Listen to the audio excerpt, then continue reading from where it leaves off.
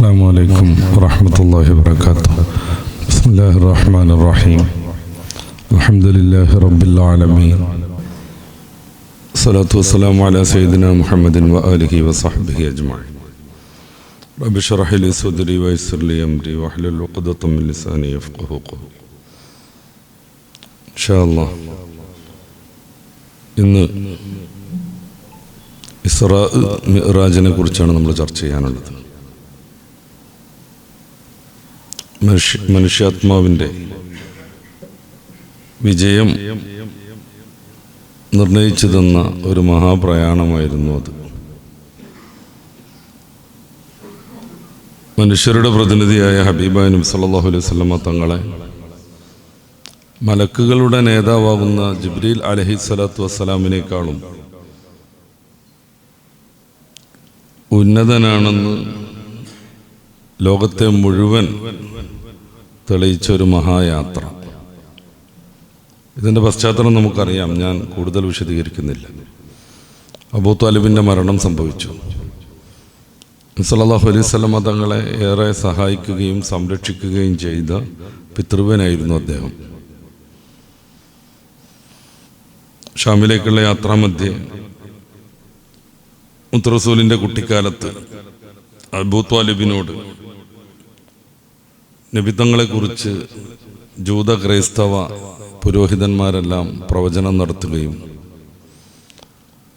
ഈ കുട്ടിയെ ജൂതരിൽ നിന്നും മറ്റും സംരക്ഷിക്കണമെന്ന് പ്രത്യേകമായി ഓർമ്മപ്പെടുത്തുകയും ചെയ്തതിൻ്റെ ശേഷം നബിതങ്ങളെ ഒരു മിനിറ്റ് പോലും പിരിഞ്ഞു നിൽക്കാതെ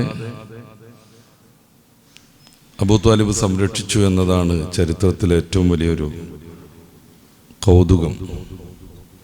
എന്തുകൊണ്ട്? സല്ലല്ലാഹു അലൈഹി വസല്ലമ തങ്ങളുടെ ദീനിലേക്ക് അദ്ദേഹം വന്നിട്ടില്ലായിരുന്നു.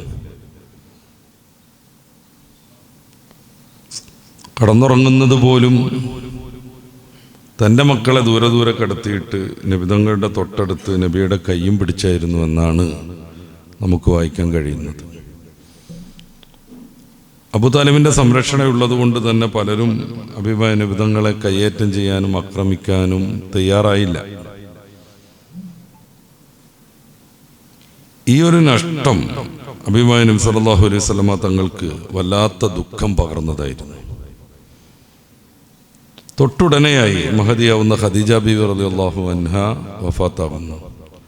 ഷൗബ് അബീ ത്വാലിബിൽ 3 വർഷക്കാലം പട്ടിണി കടന്ന് പുല്ലും വെള്ളവും മാത്രം ഉപയോഗിച്ച് ജീവിതം മുന്നോട്ട് കൊണ്ടുപോയി പരിശുദ്ധ ദീനിനു വേണ്ടി, ഹബീബായ നബിതങ്ങൾക്ക് വേണ്ടി എല്ലാം ത്യജിച്ച് സഹിച്ച്, എല്ലാം ത്യജിച്ച്, വലിയ സമ്പന്നയായിരുന്നു, വർത്തക പ്രമുഖയായിരുന്നു, നമുക്കറിയാം. അവിടുത്തെ സമ്പത്ത് മൊത്തം ഹബീബായ നബിതങ്ങളുടെ മുമ്പിൽ ദീനിനു വേണ്ടി സമർപ്പിക്കുന്നു. ബന്ധങ്ങൾ പരിശുദ്ധ ദീനിനു വേണ്ടി ഉപേക്ഷിക്കുന്നു. അങ്ങനെ ഷൗബ് അബീ ത്വാലിബ് എന്ന മുട്ടക്കുന്നിൽ, നേരാവണ്ണം പുല്ലുപോലും ഇല്ലാത്ത ആ ഒരു വരണ്ട പ്രദേശത്ത് ഹബീബായ നബിതങ്ങളോടൊപ്പം 3 വർഷം പട്ടിണി കിടക്കുന്നു.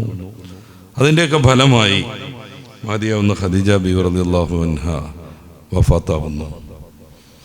ഈ ഒരു 2 അസഹ്യമായ ദുഃഖകരമായ സംഭവങ്ങൾ ഹബീബായ നബി സല്ലല്ലാഹു അലൈഹി വസല്ലമ തങ്ങളെ മാനസികമായും സാമൂഹികമായും തകർത്തൊരു സന്ദർഭത്തിൽ ഹബീബായ നബിതങ്ങൾക്ക് വലിയ ഉത്തേജനം നൽകാനും പടച്ച റബ്ബിൻ്റെ അത്ഭുതകരമായ സൃഷ്ടിവിശേഷങ്ങൾ നേരിട്ട് കാണിച്ചു കൊടുക്കാനും, അങ്ങനെ ഈ ഒരു ദൗത്യം സമ്പൂർണമായി വിജയിക്കുമെന്ന് ഹബീബായ നബിതങ്ങൾക്ക് സന്തോഷം പ്രകടിപ്പിച്ചു കൊടുക്കാനും അള്ളാഹു നടത്തിയ അതിശ്രദ്ധേയമായ ഒരു യാത്രയായിരുന്നു ഇസ്രാ, അനുബന്ധമായി മിഅ്റാജ്. ഇസ്രാ എന്ന് പറഞ്ഞാൽ എന്താണെന്ന് നമുക്കറിയാം. മക്കയിൽ നിന്ന് ഹബീബായ നബി സല്ലല്ലാഹു അലൈഹി വസല്ലമ തങ്ങളെ ഈലിയയിലെ ബൈത്തുൽ മുഖദ്ദസിലേക്ക് രാത്രിയുടെ നിമിഷങ്ങൾ കൊണ്ട് അല്ലാഹു സുബ്ഹാനഹു വ തആല എത്തിക്കുന്നു. ഈ ഒരു നിശാപ്രയാണത്തെക്കുറിച്ചാണ് ഇസ്രാ എന്ന് പറയുന്നത്. റജബ് മാസം 27-നായിരുന്നു ഇത് സംഭവിച്ചത്. പിന്നെ അവിടുന്ന് അങ്ങോട്ട് 7 ആകാശവും അതിനപ്പുറവും സിദ്റത്തുൽ മുൻതഹയും ജന്നത്തുൻ നഈമും എല്ലാ സൃഷ്ടി വൈഭവങ്ങളും കാണിക്കാൻ വേണ്ടി ആ രാത്രിയുടെ തന്നെ ഏതാനും സമയങ്ങൾക്കുള്ളിൽ ഹബീബായ റസൂലുള്ളാഹി സ്വല്ലല്ലാഹു അലൈഹി വസല്ലമ തങ്ങളെ അള്ളാഹു കൊണ്ടുപോയതിനെ കുറിച്ചാണ് മിഅ്റാജ് എന്ന് പറയുന്നത്. നമുക്കറിയാവുന്നതാണത്. സല്ലല്ലാഹു അലൈഹി വസല്ലമ തങ്ങളുടെ വലിയ മുഅ്ജിസത്തുകളിൽ പെടുന്നു ഈ 2 യാത്രയും.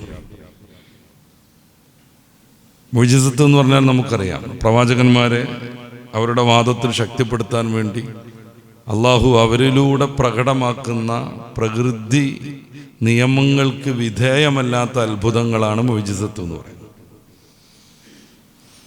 പ്രകൃതി നിയമങ്ങൾക്ക് വിധേയമല്ല അത്. പ്രകൃതിയുടെ ഒരു താളുണ്ട്, ഒരു നിയമമുണ്ട്, അള്ളാഹു നിശ്ചയിച്ച ഒരു രീതിയുണ്ട്. ഇപ്പോൾ ഒരു സ്ഥൂല വസ്തു ഇങ്ങനെ ഉയർത്തിപ്പിടിച്ച് നമ്മളത് താഴേക്ക് വിട്ടിട്ടുണ്ടെങ്കിൽ, കൈ വിട്ടിട്ടുണ്ടെങ്കിൽ അത് താഴേക്ക് വീഴും, ഭൂമിയിലെത്തും. ഇത് പ്രകൃതിയുടെ ഒരു നിയമമാണ്. എന്തുകൊണ്ട്? നമുക്കറിയാം, ഭൂമി അതിൻ്റെ കേന്ദ്രത്തിലേക്ക് സ്ഥൂല വസ്തുക്കളെയൊക്കെ ആകർഷിച്ചു കൊണ്ടേയിരിക്കുന്നു. പണ്ട് നമ്മളൊക്കെ പഠിച്ചതാണ് ഗ്രാവിറ്റേഷൻ തിയറിയൊക്കെ. ഗ്രാവിറ്റി എന്നൊക്കെ പറയുന്ന ഗുരുത്വാകർഷണം. ഇത് പ്രകൃതിയുടെ ഒരു നിയമമാണ്.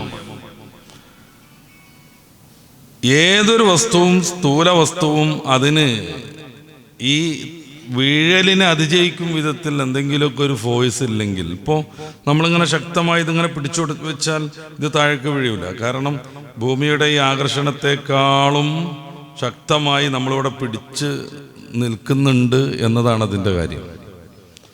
നേരെ മറിച്ച് ഇതാണ് കൈവിട്ടു, താഴേക്ക് വീഴുക എന്നത് പ്രകൃതി നിയമമാണ്, സ്വാഭാവികം മാത്രമാണ്. ഒരു പ്രവാചകൻ ഇതുപോലെയുള്ള പ്രകൃതി നിയമങ്ങൾക്ക് വിരുദ്ധമായ ഒരു പ്രവർത്തനം നടത്തുന്നുവെങ്കിൽ അതിനാണ് മുഅ്ജിസത്ത് എന്ന് പറയുന്നത്. ഉദാഹരണമായിട്ടൊരു സ്ഥൂല വസ്തു ഒരു പ്രവാചകൻ ഇങ്ങനെ കൈ വിടുന്നു, അത് നിലത്തെത്താതെ താഴേക്ക് പതിക്കുന്നില്ല, അതങ്ങനെ തന്നെ ശൂന്യതയിൽ ഇങ്ങനെ നിൽക്കുന്നു. ഇത് പ്രകൃതി വിരുദ്ധമായ ഒരു പ്രതിഭാസമാണ്. ഇതിനാണ്, അല്ലെങ്കിൽ ഇതുപോലെയുള്ളതിനാണ് മുഅ്ജിസത്ത് എന്ന് പറയുക. അടിസ്ഥാനപരമായി നമ്മൾ ഈ മുഅ്ജിസത്തിനെ കുറിച്ചൊക്കെ ആധുനിക കാലത്തൊക്കെ ചർച്ച ചെയ്യുമ്പോൾ ശ്രദ്ധിക്കേണ്ട ഒരു കാര്യം, സല്ലല്ലാഹു അലൈഹി വസല്ലം തങ്ങളുടേതാവട്ടെ, മുൻഗാമികളാവുന്ന വേറെ ഏതെങ്കിലും നബിയുടേതാവട്ടെ, മുഅ്ജിസത്തുകൾ ശാസ്ത്രീയമായി തെളിയിക്കാൻ പറ്റുമോ പറ്റൂല എന്നുള്ളൊരു ചർച്ച പൊതുവെ നമ്മുടെയൊക്കെ ഇടയിൽ ഉണ്ടാവാറുണ്ട്. പൊതുവെ മുഅ്മിനീങ്ങളെ വസ്വാസാക്കാൻ വേണ്ടി പല ഇസ്ലാം വിരുദ്ധരും പുറത്തു കൊണ്ടുവരാറുണ്ട്. ഇപ്പം മുഅ്ജിസത്തിനെ കുറിച്ച് തന്നെ ഒരു തീരെ കോമൺ സെൻസ് ഇല്ലാത്ത ഒരു യുക്തിവാദി നേതാവിൻ്റെ പ്രഭാഷണത്തിൽ അയാൾ പറയണ ഒരു 150-200 കിലോ ഉള്ള ഒരു പോത്ത് ഇങ്ങനെ പാറിങ്ങനെ പോവുക എന്ന് പറഞ്ഞാൽ അത് വിശ്വസിക്കുന്ന ഞാനല്ല ഏറ്റവും വലിയ പോത്ത്. അത് വിശ്വസിക്കാതെ തന്നെ മൂപ്പര് പോത്താന്ന് തെളിയിച്ചുകൊണ്ടിരിക്കുകയാണ്.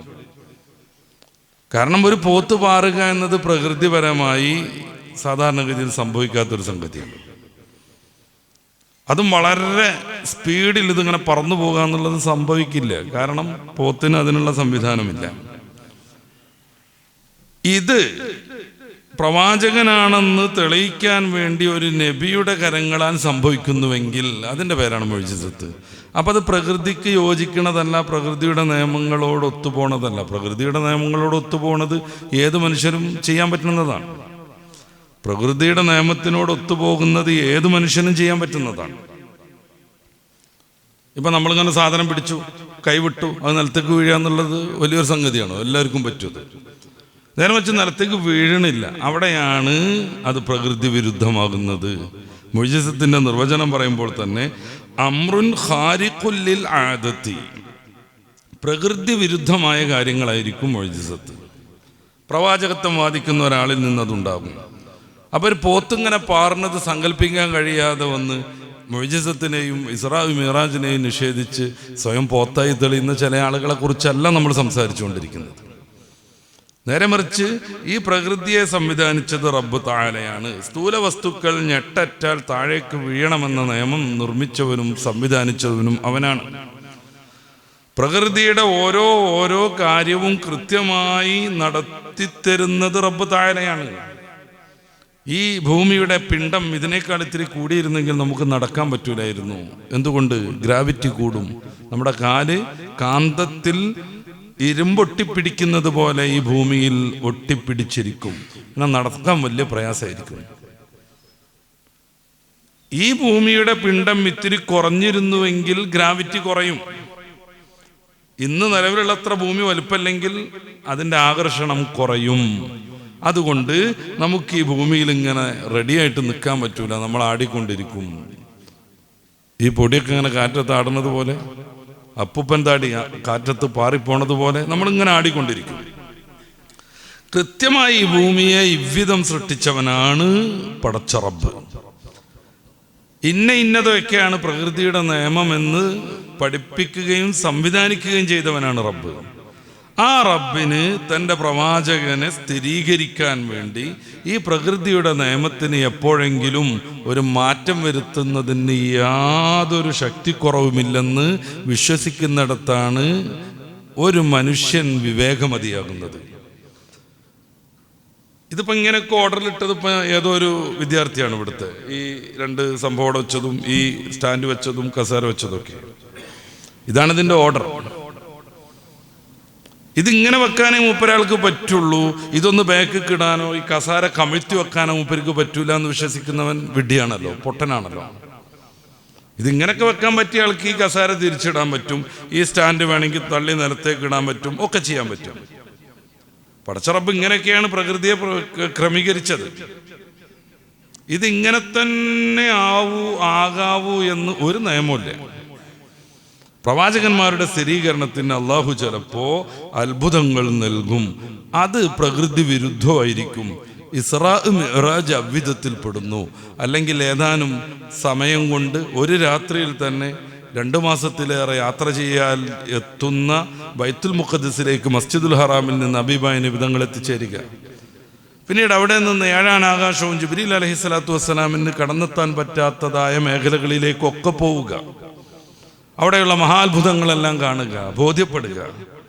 അങ്ങനെ ഖദീജ ബീവിയുടെയും അബൂ താലിബിൻ്റെയും വഫാത്ത് സൃഷ്ടിച്ച ദുഃഖവും ഖിന്നതയും മാറി പ്രബോധന രംഗത്ത് ഊർജ്ജസ്വലനായി മടങ്ങി വരിക. ഇത് സാധിക്കുന്നവനാണ് പടച്ച റബ്ബെന്ന് വിശ്വസിക്കുന്നതാണ് ബുദ്ധിപരം. അതുകൊണ്ട് ഹബീബായ റസൂലുള്ളാഹി സ്വല്ലല്ലാഹു അലൈഹി വസല്ലമ തങ്ങളുടെ ഏറ്റവും പ്രധാനപ്പെട്ട മുഅ്ജിസത്തുകളിൽ പെടുന്ന ഒന്നാണ് മിഅ്റാജ്, മറ്റൊന്ന് ഇസ്രാ. ഇസ്രാ പരിശുദ്ധ ഖുർആനിന്റെ വ്യക്തമായ പരാമർശം കൊണ്ട് തെളിഞ്ഞതാണ്. സൂറത്തുൽ ഇസ്രാ 17-ാമത്തെ അധ്യായത്തിന്റെ പേരെന്നതാണ്. അത് ആരംഭിക്കുന്ന സുബ്ഹാനല്ലദി അസ്റാ ബിഅബ്ദിഹി ലൈലൻ മിനൽ മസ്ജിദിൽ ഹറാം ഇലൽ മസ്ജിദിൽ അഖ്സല്ലദി ബാറക്നാ ഹൗലഹു എന്ന് പറഞ്ഞിട്ടാണ്. ചുറ്റുഭാഗവും അനുഗ്രഹീതമായ മസ്ജിദുൽ അഖ്സായിലേക്ക് തൻ്റെ ദൂതനെ, തൻ്റെ അടിയാറിനെ, ദാസനെ ഒരു രാത്രിയുടെ ഏതാനും മിനിറ്റുകൾ കൊണ്ട് നിശാപ്രയാണം നടത്തിച്ച റബ്ബ് ഏറ്റവും വലിയ ശക്തനാകുന്നു. എന്തൊരത്ഭുതമാണെന്നുള്ള രീതിയിലാണ് ആയത്ത് അവതരിക്കുന്നത്. അതുകൊണ്ട് തന്നെ ഇസ്രാ എന്ന് പറയുന്ന സംഭവത്തെ നിഷേധിക്കുന്നവൻ ദീനിൽ നിന്ന് പുറത്തു പോകും. ഇസ്രാ എന്ന് പറയുന്ന സംഭവത്തെ നിഷേധിക്കുന്നവൻ ദീനിൽ നിന്ന് പുറത്തു പോകും. എന്തുകൊണ്ട്? അത് ഖുർആനിന്റെ വ്യക്തമായ പരാമർശം കൊണ്ട് വളരെയേറെ വ്യക്തമായ രീതിയിൽ തെളിയിക്കപ്പെട്ടതാകുന്നു. പരിശുദ്ധമായ മിഅ്റാജിനെ കുറിച്ച് ഖുർആനിൽ നിരവധിയായ സൂചനകളുണ്ട്. സൂറത്തുൻ നജ്മിന്റെ ആദ്യ ഭാഗത്തൊക്കെ പ്രത്യേകിച്ചും ധാരാളം ഹദീസുകൾ കൊണ്ട് തെളിയിക്കപ്പെട്ടതുമാണ്. അപ്പൊ ഖുർആനിൽ വ്യക്തമായി പരാമർശിക്കപ്പെട്ടതാണ് ഇസ്രാ. ഖുർആനിൽ സൂചനാപരമായി പരാമർശിക്കപ്പെട്ടതും പരിശുദ്ധമായ ഹദീസുകളിൽ നിരവധിയായി ഉദ്ധരിക്കപ്പെട്ടതുമാണ് മിഅ്റാജ്. ഇത് രണ്ടും വിശ്വസിക്കൽ മുസ്ലിമായ മനുഷ്യന് നിർബന്ധമാകുന്നു. അനുബന്ധമായ കുറെ ചർച്ചകളുണ്ട്. വല്ലാതെ ഒന്നും ആയത്തിലേക്ക് ഞാൻ അങ്ങോട്ട് കടക്കണില്ല. ഇസ്രാവും മിഅ്റാജും സ്വപ്നമായിരുന്നു എന്ന് പറയുന്ന ചില ആളുകളുണ്ട്. ഇസ്രാവും മിഅ്റാജും സ്വപ്നം കണ്ടതാണ് റസൂലുള്ളാഹി സ്വല്ലല്ലാഹു അലൈഹി വസല്ലം. സത്യത്തിൽ ഇസ്രാവും മിഅ്റാജും സ്വപ്നമാണെങ്കിൽ അത് നബി സല്ലല്ലാഹു അലൈഹി വസല്ലം തങ്ങൾക്കുള്ള വലിയൊരു മുഅ്ജിസത്തായിട്ട് നമുക്ക് പരിചയപ്പെടുത്താൻ പറ്റില്ല. ഖുർആനിന്റെ പ്രയോഗം പോലും സുബ്ഹാനല്ലദി അസ്റാ ബി അബ്ദിഹി എന്നും പറഞ്ഞിട്ട് വലിയൊരു അത്ഭുതം പ്രകടിപ്പിക്കുന്നത് പോലെയാണ്. ഒരു സ്വപ്ന സഞ്ചാരത്തെക്കുറിച്ച് ഇങ്ങനെ ഒരിക്കലും പരിശുദ്ധ ഖുർആൻ പറയില്ല. ഒന്ന്. രണ്ടാമതായി ബി അബ്ദിഹി എന്നാണ് പ്രയോഗം. ബി അബ്ദിഹി, തൻ്റെ അടിയാറിനെ, തൻ്റെ ദാസനെ അള്ളാഹു നിശാപ്രയാണം നടത്തിച്ചു. അറബി ഭാഷയുടെ ഏത് സാങ്കേതിക പ്രയോഗമെടുത്ത് പരിശോധിച്ചാലും അബ്ദ് എന്ന് പറയുന്നത് റൂഹും ശരീരവും കൂടിച്ചേർന്ന ആ ഒരു സ്ഥൂല വസ്തുവിനാണ്. അറബി ഭാഷയുടെ എല്ലാ രീതി പരിശോധിച്ചാലും ഇസ്രാ നടന്ന അബ്ദ് എന്ന് പറയുന്ന ഖുർആനിന്റെ വ്യക്തമായ പരാമർശം അത് ഈ ശരീരവും റൂഹും ചേർന്ന ആ ഒരു സ്ഥൂല വസ്തുവിനാണ്. അങ്ങനെ വരുമ്പോൾ ബി അബ്ദിഹി, തൻ്റെ ദാസനെ കൊണ്ടുപോയി എന്ന് പറഞ്ഞാൽ അള്ളാന്റെ റസൂലിനെ ഉണർച്ചയിൽ തന്നെ ശരീരത്തോടുകൂടെയും ആത്മാവിനോടുകൂടെയും കൊണ്ടുപോയി എന്നാണ് ഒന്ന്. രണ്ടാമതായി ഈ ഇസ്രാ മിഅ്റാജ് സംബന്ധിയായി അന്നത്തെ ജനങ്ങൾക്കിടയിൽ, പ്രത്യേകിച്ച് മുനാഫിക്കുകൾ, മുശ്രിക്കീങ്ങൾ പോലെയുള്ളവർക്കിടയിൽ വലിയ പ്രശ്നങ്ങളുണ്ടായി, വലിയ വിവാദങ്ങളുണ്ടായി. നബി സല്ലല്ലാഹു അലൈഹി വസല്ലം തങ്ങൾ അവരെ വിളിച്ചിട്ട് പറയാണ്, ഇന്നലെ ഒരു മഹാത്ഭുതം ഉണ്ടായി. ഞാൻ രാത്രിയുടെ ഏതാനും നിമിഷങ്ങളെടുത്ത് ബൈത്തുൽ മുഖദ്ദിസിലെത്തി. അവർ കണ്ണു തള്ളി. പിന്നെ അവിടുന്ന് അങ്ങോട്ട് ഞാൻ സിദ്റത്തുൽ മുൻതഹയിലും ഏഴാകാശത്തിനപ്പുറത്തൊക്കെ എത്തി. ഞാൻ വേഗം മടങ്ങി വന്ന് ഞാൻ ഇങ്ങോട്ടെത്തി ഉമ്മു ഹാനിയുടെ വീട്ടിൽ ഞാൻ അങ്ങനെ വിശ്രമിക്കുകയും ചെയ്തു. അവരാകെ എന്തോ ഒരു നിധി കിട്ടിയതുപോലെയായി. അപ്പോഴേ അവരവിടുന്ന് പിരിഞ്ഞു. കളിച്ച് ചിരിച്ച് തമാശ പറഞ്ഞ് വല്ലാതെ ആഹ്ലാദിച്ചുകൊണ്ട്. കാരണം ഈ ഒരൊറ്റ പോയിന്റ് മതി മുഹമ്മദിൻ്റെ പിറകെ നടക്കുന്ന കുറേ ആൾക്കാരെ നമുക്ക് അദ്ദേഹത്തിൻ്റെ മതത്തിൽ നിന്ന് മാറ്റിയെടുക്കാൻ. ഇതുവരെ പല ജാതി അത്ഭുതങ്ങൾ മുഹമ്മദ് പറഞ്ഞിട്ടുണ്ടായിരുന്നു. അതൊന്നും ഇത്ര മാരകല്ലായിരുന്നു. രാത്രിയുടെ ഏതാനും ടൈമെടുത്ത് ഇത്രയേറെ വലിയ യാത്ര നടത്തി വന്നു എന്നൊക്കെ പറഞ്ഞാൽ എന്തായാലും ആളുകൾ ഇത് വിശ്വസിക്കൂല. നമുക്ക് മുഹമ്മദിൻ്റെ സ്വന്തം അനുയായിയാകുന്ന അടുത്തയാളാകുന്ന അബൂബക്കർ സിദ്ദീഖിനെ കാണാം, അബൂബക്കർ ഇബ്നു അബീ ഖുഹാഫയെ കാണാം. അങ്ങനെയാണ് അവർ സിദ്ദീഖുൽ അക്ബർ തങ്ങളെ അന്വേഷിച്ച് നടക്കുന്നത്. സിദ്ദീഖ് തങ്ങളെ കാണുന്നു. അവർ ചിരിച്ചു കളിച്ചുകൊണ്ട്, അറിയോ പുതിയ പ്രവചനം എന്ന് ചോദിക്കുന്നു. എന്തേന്ന് ചോദിച്ചു സൗമനായി സിദ്ദീഖ് റളിയല്ലാഹു അൻഹു. അപ്പോൾ അവർ കഥകളൊക്കെ പറഞ്ഞു കൊടുക്കണു. എന്താണ് ഇതുവരെ പറഞ്ഞതൊക്കെ നിങ്ങൾ വിശ്വസിച്ചല്ലോ, പക്ഷെ ഇതുകൂടെ വിശ്വസിക്കാൻ എന്തേ നിങ്ങൾക്ക് തീരെ ബുദ്ധിയൊന്നുമില്ല എന്നൊക്കെ ചോദിച്ച് ഇവർ സിദ്ദീഖ് റളിയല്ലാഹു അൻഹുവിനെ ഇസ്ലാമിൽ നിന്ന് പുറത്തു കൊണ്ടുവരാനുള്ള ശ്രമം നടത്തുന്നു. സിദ്ദീഖ് റളിയല്ലാഹു അൻഹു അവരോട് ചോദിച്ചു, മുഹമ്മദ് നബി അങ്ങനെ പറഞ്ഞു എന്ന്. അവരെല്ലാവരും കൂടി ആർത്ത് പറഞ്ഞു, ഇല്ലാണ്ടോ ഞങ്ങളൊക്കെ കേട്ടപ്പോഴിറങ്ങിയതാ, ഞങ്ങൾക്ക് ചിരി അടക്കാൻ പറ്റണില്ല എന്ന് പറഞ്ഞിട്ട്. സിദ്ദീഖ് തങ്ങൾ പിന്നെയും ഉറപ്പുവരുത്തി, നബി തങ്ങൾ അങ്ങനെ പറഞ്ഞിട്ടുണ്ടോ? ഉണ്ട്. എന്നാൽ സദ്ദഖ്തു, ഞാനത് വിശ്വസിച്ചു. അങ്ങനെയാണ് സിദ്ദീഖ് എന്ന പേര് വരുന്നത്. റസൂലുള്ളാഹി സ്വല്ലല്ലാഹു അലൈഹി വസല്ലം തങ്ങളുടെ പ്രിയപ്പെട്ട കൂട്ടുകാരന് സദ്ദഖ്തു, ഞാനത് വിശ്വസിച്ചു. നമ്മൾ ആലോചിച്ച് നോക്കുക, ഒരാൾ എന്തൊക്കെ സ്വപ്നം കാണും, എവിടെയൊക്കെ യാത്ര ചെയ്യും സ്വപ്നത്തിൽ. മൂപ്പര് പോയി വരാത്ത സ്ഥലങ്ങളൊന്നും ഉണ്ടാവില്ല സ്വപ്നത്തിൽ. അങ്ങനെ ഒരാൾ പറയാം, ഞാൻ ഇന്നലെ രാത്രി ഒരു നല്ല സ്വപ്നം കണ്ടു, ഞാൻ അമേരിക്കയിലൊക്കെ പോയി വന്നു എന്ന് പറഞ്ഞാൽ എന്ന് പറയുള്ളൂ. അതിൻ്റെ അപ്പുറം വലിയ വിവാദമൊന്നും ഉണ്ടാവില്ല. അതിൻ്റെ അപ്പുറം വലിയ ചർച്ച ഒന്നും അവിടെ നടക്കൂല. നേരെ മറിച്ച് മുശ്രിക്കുകൾ ഇതൊരു നല്ല ആയുധമായി ഉപയോഗപ്പെടുത്തുന്നു. സിദ്ദീഖുൽ അക്ബർ തങ്ങളെ പോലെയുള്ള പ്രമുഖരെ ദീനിൽ നിന്ന് പുറത്താക്കാനുള്ള മികച്ച ഒരു സന്ദർഭമായി അവർ ഈ ഇസ്രാ മിഅ്റാജിനെ ഉപയോഗപ്പെടുത്തുന്നു. എന്നിട്ടാണ് അവർ പറഞ്ഞ് പ്രചരിപ്പിച്ച് നടക്കുന്നത്. ഇജാതി വർത്താനൊക്കെ പറയുന്ന ആളുകളെ വിശ്വസിക്കാൻ പറ്റുമെന്ന്. എന്തുകൊണ്ടാണ് അങ്ങനെ സംഭവിക്കുന്നത്? ശരീരം കൊണ്ട് തന്നെ റസൂലുള്ളാഹി തങ്ങൾ യാത്ര ചെയ്തു എന്ന് അവിടുന്ന് പറഞ്ഞത് കൊണ്ട് മാത്രം. സ്വപ്നം കണ്ടു പറഞ്ഞാൽ ഇவ்விധത്തിൽ ആർക്കും സംശയം തോന്നേണ്ട കാര്യമൊന്നുമില്ല.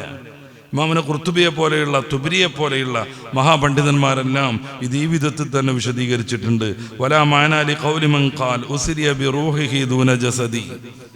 റസൂലുള്ളാഹി സ്വല്ലല്ലാഹു അലൈഹി വസല്ലം തങ്ങളുടെ ആത്മാവായിരുന്നു പ്രയാണം നടത്തിയത്, ശരീരമല്ല എന്ന് പറയുന്നതിന് യാതൊരു അർത്ഥമല്ല. ലിഅന്ന ദാലിക ലൗ കാന കദാലിക ലം യകുൻ ഫീ ദാലിക മാ യുജിബു അൻ യകൂന ദലീലൻ അലാ നുബുവത്തി. അങ്ങനെയാണ് പറയുന്നതെങ്കിൽ റസൂലുള്ളാഹി പ്രവാചകരാണ് എന്നതിന് ഒരു തെളിവായിട്ട് ഇത് ഉന്നയിക്കാൻ പറ്റൂല. നമ്മൾ നേരത്തെ പറഞ്ഞു അത്. കാരണം സ്വപ്നത്തിൽ ആരൊക്കെ എവിടെയൊക്കെ പോകും, റൂഹ് എവിടെയൊക്കെ സഞ്ചരിച്ചു എന്ന് പറയും. നേരെ മറിച്ച് ഹബീബായ നബി തങ്ങളുടെ ശരീരവും അവിടുത്തെ ആത്മാവും ഒന്നിച്ച് ആ പൂർണ്ണ രീതിയിൽ തന്നെ സഞ്ചരിച്ചു എന്ന് വരുമ്പോഴേ അത് പ്രവാചകത്വം തെളിയിക്കാൻ സാധ്യമായ പ്രമാണമാവുകയുള്ളൂ. വലാ ഹുജ്ജത ലഹു വലാ റിസാലത്തിഹി, റസൂലുള്ളാഹി മുർസലാണ് എന്നതിനും അതിൽ യാതൊരു തെളിവുമില്ല. വലാ കാനല്ലദീന അൻകറു ഹഖീഖത ദാലിക മിൻ അഹ്ലി ശിർക്കി കാനു യദ്ഫഉന ബിഹി അൻ സിദ്ഖിഹി ഫീഹി. റസൂലുള്ളാഹി സ്വല്ലല്ലാഹു അലൈഹി വസല്ലം തങ്ങൾ സത്യസന്ധനല്ലെന്നതിന് തെളിവായിട്ട് അവിടുത്തെ ശത്രുക്കൾ അത് ഉപയോഗപ്പെടുത്തൂല. ഇത് ലം യകുൻ മുൻകറൻ ഇൻദഹും വലാ ഇൻദ അഹദിൻ മിൻ ദവിൽ ഫിത്രത്തി സഹീഹ മിൻ ബനി ആദം അൻ യറ റാഇയ മിൻഹും മിനൽ മനാമി മാ അലാ മസീറത്തി സന. എന്തുകൊണ്ടെന്നാൽ ബുദ്ധിയുള്ള എല്ലാവർക്കും അറിയാം, ഏതൊരു മനുഷ്യനും എത്ര ദൂരവും സ്വപ്നത്തിൽ സഞ്ചരിക്കാൻ പറ്റും. സ്വപ്നം എന്ന് പറഞ്ഞാൽ അത് യഥാർത്ഥത്തിലുള്ളതല്ല. അപ്പൊ റസൂലുള്ളാഹി സ്വല്ലല്ലാഹു അലൈഹി വസല്ലം തങ്ങൾ ഇത്രയൊക്കെ പോയി എന്ന് പറയുന്നത് അവർ വിവാദമാക്കണമെങ്കിൽ അത് സ്വപ്നത്തിലോ റൂഹിൻ്റെതോ അല്ലാതെ ശരീരം മുഴുവനുമായിട്ടുള്ളതും റൂഹോട് ചേർന്ന ശരീരമായിട്ടാവണം, അല്ലെങ്കിൽ അവരിങ്ങനെ വിവാദമാക്കൊന്നുമില്ല. അതുകൊണ്ട് ഹബീബായ നബി തങ്ങളുടെ നിശാപ്രയാണം അത് ശരീരത്തോടെയും റൂഹോടെയും ജസദോടെയും പൂർണ്ണ ഉണർച്ചയിലുമായിരുന്നു എന്ന് എല്ലാ പണ്ഡിതന്മാരും ഒരുപോലെ പറയുന്നു. പിന്നെ ഞാൻ നേരത്തെ പറഞ്ഞ കാര്യം അതങ്ങനെ സയന്റിഫിക്കായിട്ട് തെളിയിക്കാം. ഒറ്റ മറുപടിയേ ഉള്ളൂ, ശാസ്ത്രം പ്രകൃതിയെക്കുറിച്ചുള്ള പഠനമാണ്. പ്രകൃതിക്ക് അതീതമായ കാര്യങ്ങളെക്കുറിച്ച് ശാസ്ത്രത്തിന് ഒന്നും പറയാൻ പറ്റില്ല. ആത്മാവ് ശാസ്ത്രത്തിന്റെ പരിധിയിൽപ്പെട്ടതല്ല, മലാഖമാർ ശാസ്ത്രത്തിന്റെ പരിധിയിൽപ്പെട്ടതല്ല. പടച്ച റബ്ബിന്റെ വജൂദ് തെളിയിക്കാൻ ഈ പ്രകൃതിയിൽ അവൻ സംവിധാനിച്ച വിവിധങ്ങളായ അത്ഭുതങ്ങളും ക്രമീകരണങ്ങളും നോക്കി മനസ്സിലാക്കുകയല്ലാതെ ഏതെങ്കിലും ഒരു ശാസ്ത്രീയമായ പ്രമാണമെടുത്ത് അതുകൊണ്ട് റബ്ബുണ്ട് തെളിയിക്കാൻ പറ്റുന്നതല്ല. അതൊരു പരിധിയോ പരിമിതിയോ അല്ല, നമ്മൾ മനസ്സിലാക്കണം. കാരണം ശാസ്ത്രം എന്ന് പറഞ്ഞാൽ പ്രകൃതിയെക്കുറിച്ച് പഠിക്കുന്നതാണ്. ഈ പ്രകൃതിയെയും പ്രപഞ്ചത്തെയും ഓരോ വസ്തുവിനെയും സൃഷ്ടിച്ചവനാണ് റബ്ബ്. അവൻ ഈ പ്രകൃതിയുടെ ഭാഗമല്ല എന്ന് കരുതി തീരെ സയന്റിഫിക്കായിട്ട് ഇത് തെളിയിക്കാൻ പറ്റൂലേ? അത് പറ്റും. ശാസ്ത്രത്തിന്റെ ചില നിയമങ്ങൾ എടുത്ത് ഞാൻ നേരത്തെ പറഞ്ഞതുപോലെ ഈ പ്രകൃതിയുടെ വളരെ ഉന്നതമായ സംവിധാനങ്ങളെ കുറിച്ച് പഠിച്ച് അങ്ങനെയൊക്കെ ഇലാഹിനെ കുറിച്ചുള്ള പ്രമാണങ്ങളിലേക്ക് നമുക്ക് എത്തിച്ചേരാൻ പറ്റും. ഇത്തിരി ബ്ലഡ് എടുത്തിട്ട് അതിൽ നിന്ന് ഷുഗർ എത്ര ഉണ്ട് എന്ന് കണക്കാക്കുന്നത് പോലെ, ആ ബ്ലഡിൽ കൊളസ്ട്രോൾ എത്ര ഉണ്ട് എന്ന് കണക്കാക്കുന്നത് പോലെ പ്രകൃതിയെ പഠിച്ചിട്ട് ഇത്തരം പ്രകൃതിയാതീതമായ സംഗതികളിലേക്ക് എത്തിച്ചേരാൻ പറ്റൂല. അതെന്തുകൊണ്ട്? രണ്ടും രണ്ട് സംഗതിയാണെന്നുള്ളത് കൊണ്ടാണ്. രണ്ടും രണ്ട് സംഗതിയാണ് എന്നതുകൊണ്ടാണ്. നമ്മളൊരു ഫിഖ്ഹിന്റെ മസ്അല കിട്ടണമെങ്കിൽ എന്ത് ചെയ്യണം? ഫിഖ്ഹിന്റെ കിതാബിൽ പരിശോധിക്കണം. ഏതെങ്കിലും മൽമുഞ്ചിത് നിഘണ്ടു എടുത്ത് പരിശോധിച്ചാൽ അത് കിട്ടുമോ? ഇല്ല. ഇന്ത്യൻ ഭരണഘടനയെ കുറിച്ച് പഠിക്കണമെങ്കിൽ അത് സംബന്ധിയായ പുസ്തകങ്ങൾ എടുത്ത് പരിശോധിക്കണം. നമ്മൾ രാമലിംഗപ്പിള്ളയുടെ ഇംഗ്ലീഷ് മലയാളം നിഘണ്ടു എടുത്ത് പരിശോധിച്ചാൽ അത് കിട്ടുമോ? ഇല്ല. എന്തുകൊണ്ടാ? ഓരോന്നിനും ഓരോ മാനദണ്ഡമുണ്ട് എന്നുള്ളതാണ്.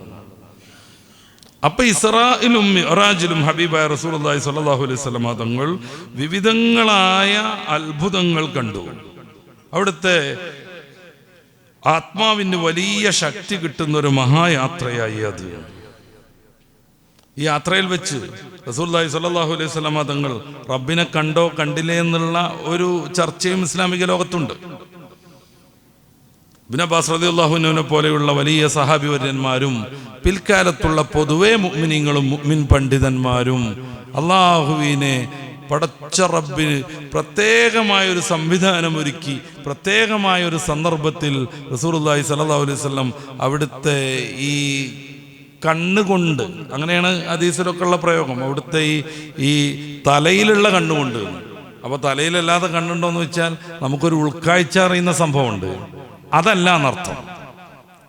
അള്ളാഹുവിൻ്റെ റസൂൽ സല്ലല്ലാഹു അലൈഹി വസല്ലം തങ്ങൾ പടച്ച റബ്ബിനെ കണ്ടുവെന്ന് പൊതുവെ മുസ്ലിം പണ്ഡിതന്മാരെല്ലാവരും അംഗീകരിച്ചു വരുന്നു. പരിശുദ്ധ ഖുർആനിൽ സൂറത്തുൻ നജ്മിൽ അല്ലമഹു ശദീദുൽ ഖുവാ ദു മിർറത്തിൻ ഫസ്തവാ വഹു ബിൽ ഉഫഖിൽ അഅല സുമ്മ ദനാ ഫതദല്ല ഫകാന ഖാബ ഖൗസൈനി ഔ അദ്നാ ഫഔഹാ ഇലാ അബ്ദിഹി മാ ഔഹാ പോലെയുള്ള പ്രയോഗങ്ങളും പിന്നെ വലഖദ് റആഹു നസ്റത്തൻ ഉഖ്റാ ഇൻദ സിദ്റത്തിൽ മുൻതഹ പോലെയുള്ളതും അത് സൂചിപ്പിക്കുന്നുവെന്ന് ആ വിഭാഗം പണ്ഡിതന്മാർ വിസ്തരിച്ച് ചർച്ച ചെയ്യുന്നു. ഒരു വിഭാഗം പണ്ഡിതന്മാർ പറയുന്നത് പടച്ച റബ്ബിനെ നേരിട്ട് കണ്ടില്ല, പിന്നെ ആ കണ്ടു അള്ളാഹുവിൻ്റെ റസൂൽ അമ്പും വില്ലും അടുക്കുന്നത് പോലെ അടുത്തു എന്നൊക്കെ പറഞ്ഞത് ആരുമായാണ്? ജിബ്രീൽ അലൈഹി സ്വലാത്തു വസ്സലാമുമായാണെന്നാണ്. അപ്പോൾ ജിബ്രീൽ അലൈഹി സ്വലാത്തു വസ്സലാമിനെ സാധാരണഗതിയിൽ അള്ളാഹുവിൻ്റെ റസൂൽ കാണുന്നതല്ലേ, പിന്നെ അതിലെന്ത് കൗതുകം എന്ന ചോദ്യത്തിന് ഒരു മറുപടി പറയുന്നത്, ജിബ്രീൽ അലൈഹി സ്വലാമിൻ്റെ പൂർണ്ണ രൂപത്തിൽ അള്ളാഹുവിൻ്റെ റസൂൽ 2 പ്രാവശ്യമേ കണ്ടിട്ടുള്ളൂ. വഹയിന് കുറച്ചു കാലം അവതരണം നിലച്ചൊരു രംഗമുണ്ടായി. ഇപ്രകാരം തന്നെ റസൂലുള്ളാഹി തങ്ങൾക്ക് വലിയ മാനസികമായ വിഷമമുണ്ടായി. പലരും വന്ന് കുത്തി സംസാരിക്കാൻ തുടങ്ങി. എന്തേ, നിന്നെ ബാധിച്ച ശൈത്താൻ വിട്ടുപോയോ എന്നൊക്കെ ചോദിച്ചു. ഈ ഒരു സന്ദർഭത്തിൽ വഹയിറങ്ങുന്ന ആ ഒരു പ്രത്യേകമായ സന്ദർഭത്തിൽ അള്ളാഹുവിൻ്റെ റസൂലിനെ ശക്തിപ്പെടുത്താൻ വേണ്ടി, മാനസികമായി വലിയ ധൈര്യം നൽകാൻ വേണ്ടി ജിബ്രീൽ അലൈഹിസ്സലാം ആ പൂർണ്ണ രൂപത്തിൽ പ്രത്യക്ഷനായി. 700-ലധികം വിശാലമായ ചിറകുകൾ, മശ്രിഖ് മുതൽ മഗ്രിബ് വരെ നീണ്ടു നിൽക്കുന്ന മഹാപ്രതാപം, ജ്വലിച്ചുകൊണ്ടിരിക്കുന്ന സൗന്ദര്യമുള്ള മുഖം, പ്രത്യേകമായ ഒരു അനുഭൂതിയിൽ ഹബീബായ നബി തങ്ങൾ മനം കുളിർന്നു നിന്നു. എന്തിനായിരിക്കും ഇത്? അങ്ങക്ക് വഹിയുമായി വരുന്ന ജിബ്രീൽ ഇതൊക്കെ ഉള്ള ഒരാളാണെന്ന് ഹബീബായ നബി തങ്ങൾക്ക് നേരിട്ട് ബോധ്യപ്പെടുത്താൻ. ആരൊക്കെ എതിർത്താലും, ആരൊക്കെ ശക്തമായി നിഷേധിച്ചാലും, ഏതൊക്കെ രീതിയിൽ അങ്ങയുടെ ഈ പ്രബോധന യാത്രയ്ക്ക് തടസ്സം നിന്നാലും ഒന്നും പ്രശ്നമാക്കേണ്ടതില്ല. അങ്ങയുടെ ഒപ്പം വരുന്ന ജിബ്രീൽ അലൈഹിസ്സലാം ഇവ്വിധുള്ള ആളാണ് എന്ന് കാണിച്ചു കൊടുക്കാൻ. അതിനെക്കുറിച്ചാണ് ഈ പറയുന്നത് എന്ന് അവ്വിധം പണ്ഡിതന്മാർ വ്യാഖ്യാനിക്കുന്നു. ഈ റസൂൽ സല്ലല്ലാഹു അലൈഹി വസല്ലം തങ്ങളോട് അടുത്തു വന്നു. വലഖദ് റആഹു നസ്റത്തൻ ഉഖ്റാ ഇൻദ സിദ്റത്തുൽ മുൻതഹാ ഇൻദഹാ ജന്നത്തുൽ മഅ്വ എന്നൊക്കെ പറയുന്നത് മിഅ്റാജിന്റെ അന്ന് പിന്നെയും റസൂലുള്ളാഹി ഇവ്വിധം ജിബ്രീലിനെ കണ്ടു. ഇങ്ങനെ ഫത്രത്തിന്റെ വഹി ഇറങ്ങാത്ത കാലത്ത് പിന്നെ വഹി ആരംഭിക്കുമ്പോൾ ഇങ്ങനെ കണ്ടു, ജിബ്രീലിന്റെ വിശ്വരൂപത്തിൽ കണ്ടു. പിന്നെ മിഅ്റാജിന്റെ അന്ന് റസൂലിനോടൊപ്പം കൂട്ടുപോയ മലക്കാണ് ജിബ്രീൽ അലൈഹിസ്സലാം. അതൊക്കെ സാധാരണഗതിയിൽ ജിബ്രീൽ വരുന്ന വേഷത്തിലും രീതിയിലുമായിരുന്നു.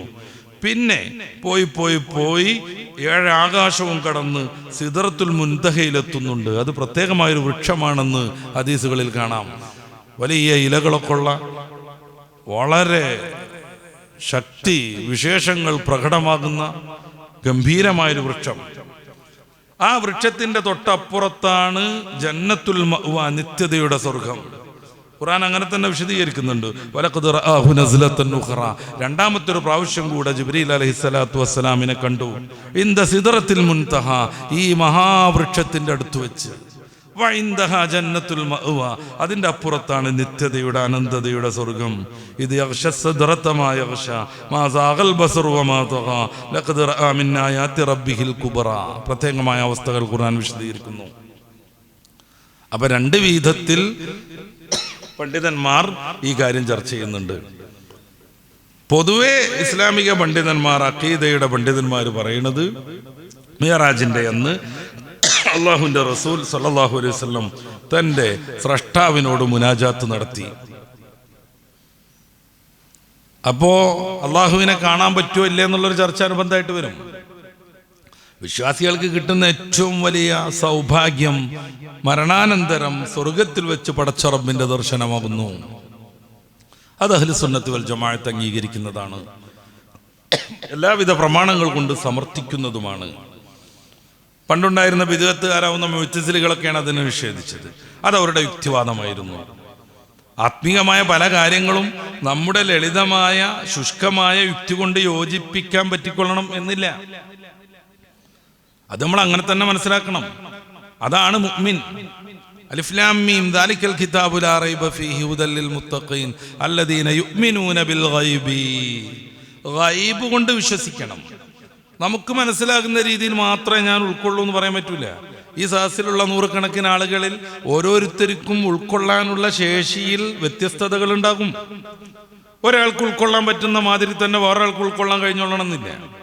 ഒരു 30 വിദ്യാർത്ഥികളെ പഠിപ്പിക്കുന്ന അധ്യാപകൻ അറിയാം, 30 പേരും വ്യത്യസ്ത ഉൾക്കൊള്ളൽ ശേഷിക്കാരായിരിക്കും. ഒരാൾക്ക് പറയുന്നതിൻ്റെ മുമ്പേ മനസ്സിലാവും, കിതാബ് വായിക്കുമ്പോഴേ മനസ്സിലാവും. വേറൊരാൾക്ക് വായിച്ച് കഴിയുമ്പോഴേ മനസ്സിലാവും. വേറൊരാൾക്ക് ജസ്റ്റ് അർത്ഥം പറഞ്ഞാൽ മനസ്സിലാകും. വേറൊരാൾക്ക് 2 3 പ്രാവശ്യമൊക്കെ വിശദീകരിച്ചു കൊടുക്കേണ്ടി വരും. അങ്ങനെയൊക്കെ പറഞ്ഞാലും മനസ്സിലാവാത്ത കുട്ടികളും ഉണ്ടാകും. അപ്പൊ ആരുടെ യുക്തിക്കനുസരിച്ചാണ് നമ്മൾ ഇതൊക്കെ കൂടെ ബോധ്യപ്പെടുത്തേണ്ടത്? അല്ലദീന യുഅ്മിനൂന ബിൽ ഗൈബി, ഗൈബിനെ വിശ്വസിക്കുന്നവരാണ് മുഅ്മിൻ. എന്ന് വെച്ചാൽ അവന് നേരിട്ട് ബോധ്യപ്പെടാൻ കഴിയാത്ത കാര്യങ്ങളെ വിശ്വസിക്കണം. ആ വിശ്വാസത്തിന്റെ ഗണത്തിലാണ് സ്വർഗം വരുന്നത്, നരകം വരുന്നത്, മഹ്ശർ വരുന്നത്, ഖബറിലെ ശിക്ഷ വരുന്നത്, ഖബറിലും അതിന്റെ ശേഷവുമുള്ള രക്ഷകൾ വരുന്നത്. അപ്പോ അള്ളാഹുവിനെ എങ്ങനെ കാണുക എന്ന് ചോദിച്ചാൽ ലളിതമായ ഒരു മറുപടിയേ ഉള്ളൂ. നമുക്ക് നമ്മുടെ ഈ ഭൗതികമായ കാഴ്ചക്ക് വേണ്ടിയുള്ള കണ്ണിൽ അത് ഉൾക്കൊള്ളാൻ കഴിയില്ല എന്ന് മാത്രം. പിന്നെ പ്രത്യേകമായ സംവിധാനങ്ങൾ ഉണ്ടാകും പരലോകത്ത്. അവിടെ ഭൂമിയുടെ നിയമങ്ങളല്ല, അവിടെ പ്രകൃതിയുടെ നിയമങ്ങളല്ല. അത് തികച്ചും വ്യത്യസ്തമായ മറ്റൊരു ലോകമാണ്, അനന്തതയുടെ ലോകം. യൗമുൽ ഖുലൂദ് എന്ന് ഖുർആനിന്റെ ഭാഷ, നിത്യതയുടെ ലോകം. അവിടെ ഫുള്ളായിട്ട് മാറിയിട്ടുണ്ടാവും. ഭക്ഷണം കഴിക്കും, വിസർജനമല്ല സ്വർഗത്തിൽ. സാധാരണഗതിയിൽ ഇവിടെയോ ദിവസം ദിവസം പ്രായം കൂടി വരും ദുനിയാവിൽ. സ്വർഗത്തിൽ അങ്ങനെ ഒരു പരിപാടിയില്ല. കൃത്യമായ സമയത്തുമ്പോൾ ഈ ദുനിയാവിൽ മരണത്തെ സ്വീകരിക്കേണ്ടി വരും. സ്വർഗത്തിൽ അങ്ങനല്ല, മരിക്കൂല. അപ്പൊ തികച്ചും വ്യത്യസ്തമായ പരലോകത്തെത്തുമ്പോ പടച്ച റബ്ബിനെ ദർശിക്കാനാകും. മഹാന്മാരാകുന്ന പൂർവികർ അതിനു വേണ്ടിയാണ് കഠിനാധ്വാനം ചെയ്തത്.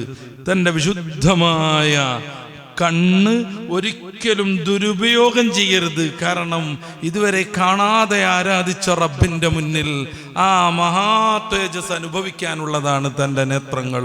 അതുകൊണ്ട് ഒരു ഹറാമും ചെയ്തുകൂടെന്നും പറഞ്ഞ് ദുനിയാവിലെ ഹലാലായ പല മോഹങ്ങളും സന്തോഷങ്ങളും പോലും കണ്ണടച്ച് കൈകാര്യം ചെയ്തത് അതിനായിരുന്നു. വമാ മഖ്സൂദുഹും ജന്നാത്തു അദ്ൻ വലാ നൈലുൽ മഖാം. മഹാപൂർവികരുടെ താല്പര്യം, അവരുടെ ആരാധനയുടെ ലക്ഷ്യം ഒരിക്കലും ജന്നാത്തു അദ്നല്ലായിരുന്നു. അത് കിട്ടിയെങ്കിലായി പടച്ച റബ്ബിന്റെ ഔദാര്യം. വലാ നൈലുൽ മഖാം, ഉന്നതമായ സ്ഥാനം നേടലുമല്ലായിരുന്നു. പിന്നെയോ സിവാ നദറിൽ വജ്ഹിൽ കരീം, അവർണ്ണനീയമായ പടച്ച റബ്ബിന്റെ തിരുദർശനം, അതിനവർ മോഹിച്ചത്. പലരും ഉംറ പോലും ചെയ്യാത്തവരുണ്ടാകും. അല്ലാഹു തൗഫീഖ് നൽകുമാറാവട്ടെ. വളരെ പെട്ടെന്ന് കഅബ കണ്ടിട്ടില്ല, പക്ഷെ 5 വഖത്ത് മാത്രമല്ല, നട്ടപ്പാതിരിക്ക് എല്ലാവരും കടന്നുറങ്ങുമ്പോഴും എഴുന്നേറ്റ് ആ കഅബയെ കേന്ദ്രീകരിച്ച് നിസ്കാരം നിർവഹിക്കുന്നു. അവസാനം ഒരു ചാൻസ് കിട്ടി, മസ്ജിദുൽ ഹറമിലേക്ക് ഇങ്ങനെ എത്തി, പതിയെ ഇങ്ങനെ നടന്ന് പരിശുദ്ധമായ കഅബ കാണുന്ന ഒന്നാം നിമിഷമുണ്ട് വിശ്വാസിയുടെ ഹൃദയം തപിച്ചു പോകുന്നൊരു രംഗം. എന്തേ കാര്യം? ഇതുവരെ അങ്ങോട്ട് തിരിഞ്ഞാവൻ നിസ്കരിച്ചത് കണ്ടില്ലായിരുന്നു. നേരിട്ട് കാണുന്ന വിശുദ്ധമായ ഗേഹം, എല്ലാ അമ്പിയാക്കളും വന്ന ഗേഹം, മലാഖമാർ അനന്തമായി ആരാധന അർപ്പിച്ചു കൊണ്ടിരിക്കുന്ന ഗേഹം. അവൻ്റെ ഹൃദയം പടപടച്ചു പോകും. ആ നിമിഷത്തിൽ അവൻ പൊട്ടിക്കരയും. ആ ഒരു സന്ദർഭത്തിലെ പ്രാർത്ഥനയ്ക്ക് നിശ്ചയമായും പ്രതിഫലം ലഭിക്കുമെന്ന് മുഹമ്മദുർ റസൂലുള്ളാഹി പറയുന്നത് ഈ ഒരു പശ്ചാത്തലത്തിലാണ്. സമാനമായിരിക്കും പരലോകത്ത്, അതിലേറെ ഉജ്ജ്വലമായിരിക്കും. ഇതുവരെ ആരാധിച്ച റബ്ബിനെ നേരിട്ട് ദർശിക്കാൻ പറ്റുന്നു. ആ ഒരവസ്ഥയിലേക്ക് റസൂലുള്ളാഹി സ്വല്ലല്ലാഹു അലൈഹി വസല്ലമ തങ്ങളെ മിഅ്റാജിലേക്ക് റബ്ബ് തആല കൊണ്ടുപോയാൽ അവിടത്തേക്ക് സ്വന്തം കണ്ണുകൾ കൊണ്ട് റബ്ബിനെ ദർശിക്കാൻ പറ്റും. അതുകൊണ്ടാണ് മഹാനായ ഇബ്നു അബ്ബാസ് തങ്ങളെപ്പോലെയുള്ള മഹാപണ്ഡിതന്മാരെല്ലാവരും പറയുന്നത് റസൂലുള്ളാഹി സ്വല്ലല്ലാഹു അലൈഹി വസല്ലം പടച്ച റബ്ബിനെ മിഅ്റാജിന്റെ രാത്രിയിൽ കണ്ടു. ഖുർആൻ തുടർന്ന് പറയുന്നുണ്ട്, അപ്പൊ തുമാറൂനഹു അലാ മാ യറാ, റസൂലുള്ളാഹി കണ്ടുവന്നതിനെ നിങ്ങൾ നിഷേധിക്കുകയാണോ എന്ന്. ഇവിടെ നിന്നിട്ട് ഇങ്ങനെ റസൂൽ അത് കണ്ടു, ഇത് കണ്ടു, സ്വർഗം കണ്ടു, നരകത്തിൽ അനന്തമായ പീഡനങ്ങൾ കണ്ടു, പല പല പല പ്രശ്നങ്ങളും അവിടുന്ന് ജിബ്രീൽ അലൈഹിസ്സലാമിനോട് ചോദിച്ചു മനസ്സിലാക്കി എന്നൊക്കെ പറയുമ്പോൾ ഇവിടെ ഇരുന്ന് ഒരു 7-ാം കൂലി നിഷേധിക്കുക. ഒരു 180 കിലോ ഉള്ള പോത്ത് ഇങ്ങനെ പാറിപ്പോവുകയെന്ന് അത് വിശ്വസിക്കുകയാണെങ്കിൽ അവൻ പോത്തല്ലേ? ഇത് പറയുന്നതിൻ്റെ മുമ്പേ പോത്താണ് മൂപ്പരാൾ.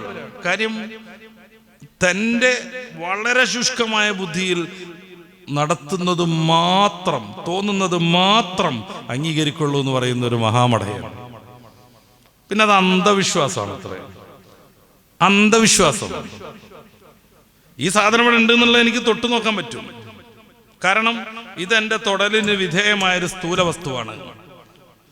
നേരെ മറിച്ച് ഇവിടെ എന്തോ ഒരു സ്മെല്ലുണ്ട്, അത് ഞാൻ അങ്ങനെ തൊട്ട് നോക്കിയാൽ മനസ്സിലാവും. ആരോ നല്ലൊരു അത്തർ പൂശി വന്നിട്ടുണ്ട്, ഇങ്ങനെ അത്തറുണ്ടോ നോക്കുകയാണ് ഞാൻ, മനസ്സിലാവോ? ഇല്ല. എന്തുകൊണ്ട്? സ്മെല്ലെന്ന് പറയുന്ന സാധനം എൻ്റെ സ്പർശനം കൊണ്ട് മനസ്സിലാക്കാൻ പറ്റുന്നതല്ല, ഘ്രാണശക്തിയാണ് അതിന് ഉപയോഗിക്കേണ്ടത്. ഞാൻ അങ്ങനെ സ്മെല്ല് ചെയ്താൽ ഇങ്ങനെ വാസനിച്ച് നോക്കിയാൽ കിട്ടുമാ ഉണ്ടല്ലോ എന്നുള്ളത്. ഓരോന്ന് മനസ്സിലാക്കാൻ അതിൻ്റെതായ മാപ്പിനികളുണ്ട്. ഞാൻ നേരത്തെ പറഞ്ഞതുപോലെ ഭൗതികതയുമായി ഒരു ബന്ധവുമില്ലാത്ത ഇത്തരം സംഗതികളെ മനസ്സിലാക്കാൻ തൻ്റെ ഈ കണ്ണും കാലും കയ്യും കൊണ്ട് നടത്തണം, തീരുമാനമാവണമെന്ന്. അപ്പൊ അത് മനസ്സിലാക്കാൻ, ഇപ്പൊ ഒരു പനി ഉണ്ട് എന്നുള്ളത് തെളിയിക്കാൻ സയന്റിഫിക്കായ എവിഡൻസ് വേണ്ടി വരും. കാരണം പനി പ്രകൃതിയുടെ ഭാഗമാണ്.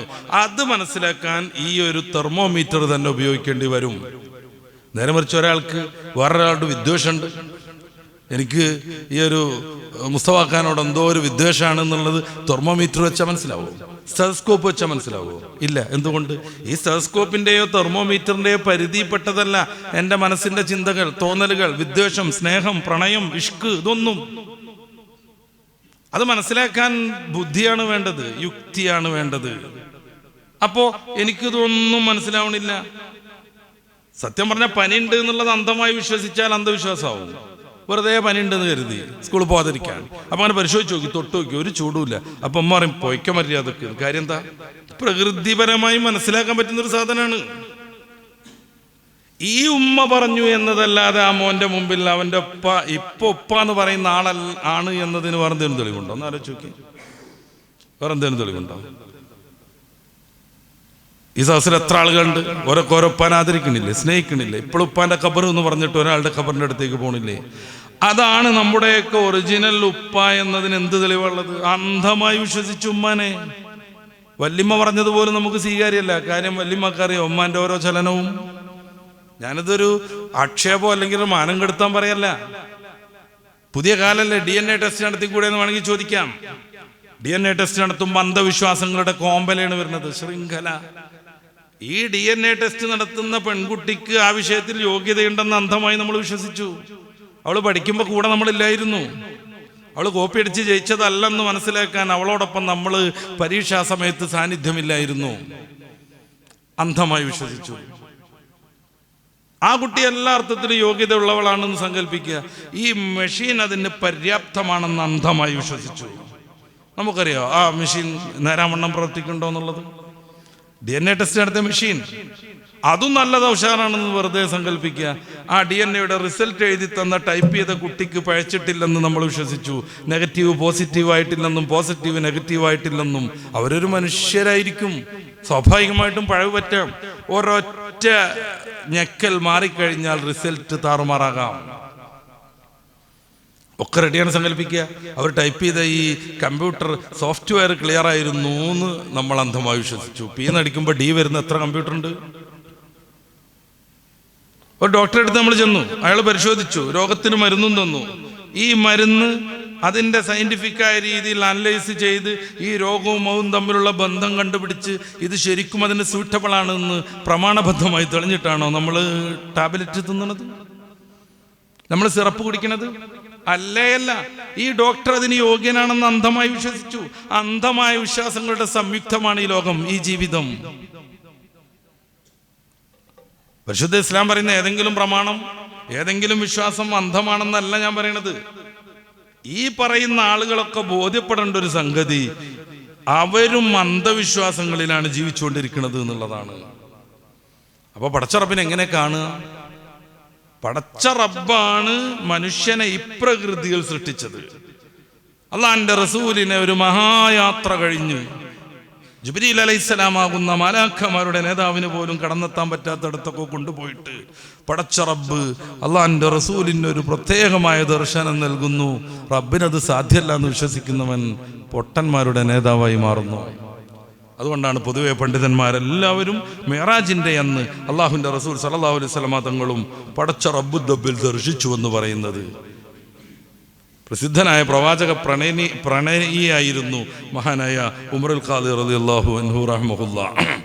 അവിടുത്തെ സല്ലല്ലാഹു ബൈത്തിൽ വിസ്തരിച്ചത് പറയുന്നുണ്ട്. ഫീ ഖാബി ഖൗസൈനി ദനാ ഔ അഖ്റബ.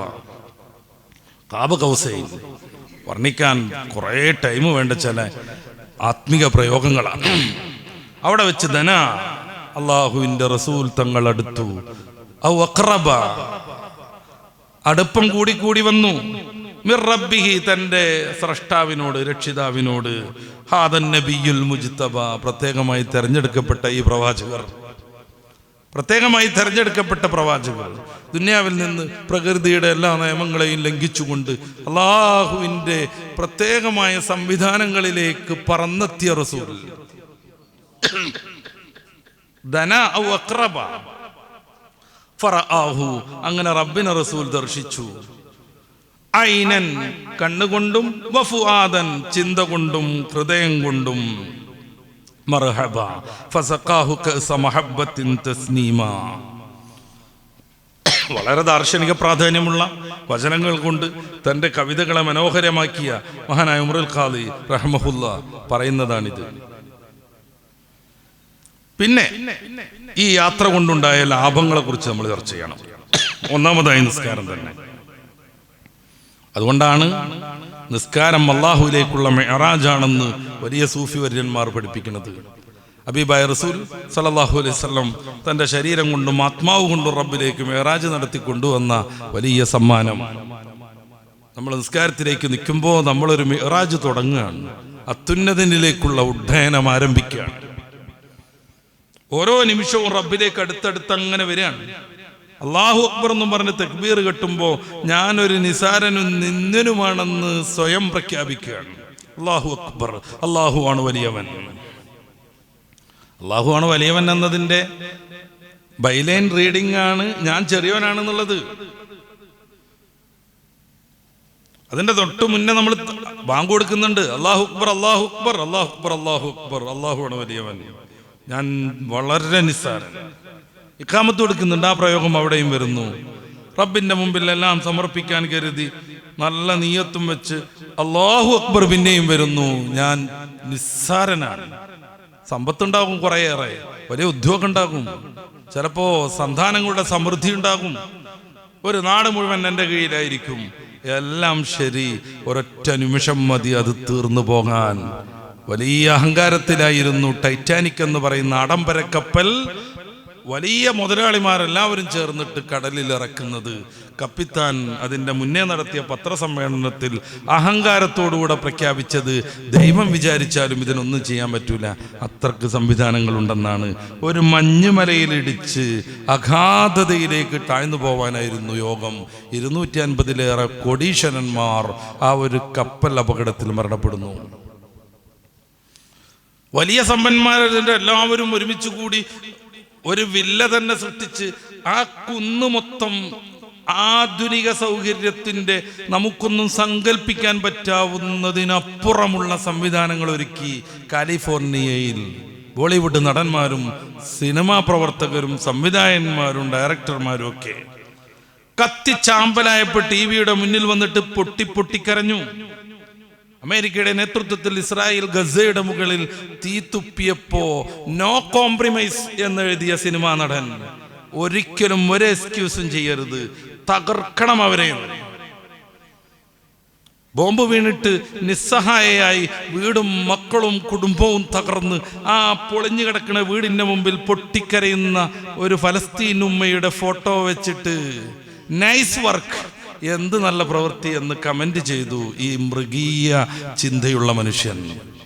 പക്ഷെ പൊട്ടിക്കരഞ്ഞു, എൻ്റെ സമ്പാദ്യം മൊത്തം പോയി, ഇത്ര $, എൻ്റെ വീട് പോയി, എൻ്റെ സ്വിമ്മിംഗ് പൂള് പോയി, ഞാൻ വല്ലാതെ ആസ്വദിച്ചിരുന്നു എൻ്റെ വീട്, ഞാൻ ഇടക്കിടക്ക് അവിടെ എത്താറുണ്ടായിരുന്നു, അവിടെ എത്തുമ്പോൾ വലിയ സമാധാനമായിരുന്നു, ഇങ്ങനത്തെ ഒരു പരീക്ഷണം ഞാൻ പ്രതീക്ഷിച്ചില്ല എന്ന് പറഞ്ഞ് പൊട്ടിക്കരഞ്ഞു. ഇതാണ് മനുഷ്യൻ. വലിയ അഹങ്കാരമൊക്കെ ഉണ്ടാകും. പടച്ച റബ്ബിന്റെ തീരുമാനത്തിന് മുമ്പിൽ അവൻ നിഷ്പ്രഭനായിരിക്കും. അതിൻ്റെ ഏറ്റവും ഉദാത്തമായ പ്രഖ്യാപനമാണ് നിസ്കാരത്തിൽ അല്ലാഹു അക്ബർ, റബ്ബാണ് വലിയവൻ. പിന്നെ ഓരോ ചലനത്തിനും അല്ലാഹു അക്ബർ, അല്ലാഹു അക്ബർ, അല്ലാഹു അക്ബർ. അഹങ്കാരത്തിന്റെ പ്രകടരൂപമാകുന്ന ഈ ഉയർന്നു നൃത്തത്തിൽ നിന്ന് പതിയെ പതിയെ പതിയെ പതിയെ കുനിഞ്ഞുകൊണ്ടിരിക്കുന്നു. അവൻ റുക്കൂയിലേക്ക് എത്തുന്നു, പിന്നെ സുജൂദിലേക്ക് എത്തുന്നു. അഹങ്കാരത്തിന്റെ രൂപമാകുന്ന നൃത്തം ഒരു പ്രാവശ്യമാണ് ഒരു റക്അത്തെങ്കിൽ വിനയത്തിന്റെ മൂർത്തരൂപമാകുന്ന സുജൂദ് 2 പ്രാവശ്യം ചെയ്യണമെന്ന് മതം കൽപ്പിക്കുന്നു. അങ്ങനെ പതിയെ പതിയെ പതിയെ പതിയെ റബ്ബിലേക്ക് അടുക്കുന്നു. ശരീരം എവിടെയാണെങ്കിലും ആത്മാവ് കൊണ്ട് അവൻ ദേശാടനങ്ങൾ നടത്തുന്നു. സിദറത്തുൽ മുൻതഹയിലേക്ക്, ജന്നത്തുൽ മഅ്വയിലേക്ക് ഓരോ നിമിഷവും അവൻ ആസ്വദിച്ചു കൊണ്ടിരിക്കുന്നു. നിസ്കാരം കഴിയുമ്പോഴേക്ക് പൂർണ്ണ വിശുദ്ധനായി ഹബീബായ റസൂലുള്ളാഹി സ്വല്ലല്ലാഹു അലൈഹി വസല്ലം തങ്ങൾ ചോദിക്കുന്നുണ്ടല്ലോ, ഒരാളുടെ മുന്നിലൂടെ ശുദ്ധവെള്ളം ഒഴുകുന്ന ഒരു അരുവിയുണ്ടെന്ന് സങ്കല്പിക്കുക.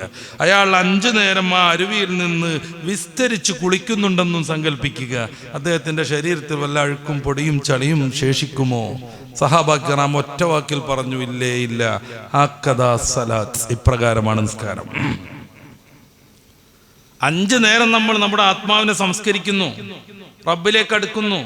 അൽഹംദുലില്ലാഹി റബ്ബിൽ ആലമീൻ ഫാത്തിഹയിൽ ഓതുമ്പോൾ റബ്ബ് ദൂരത്തുള്ളത്. സർവസ്തോത്രങ്ങളും പടച്ച റബ്ബിന്, ലോകത്തിന്റെ സ്രഷ്ടാവിന്, സംവിധായകന്.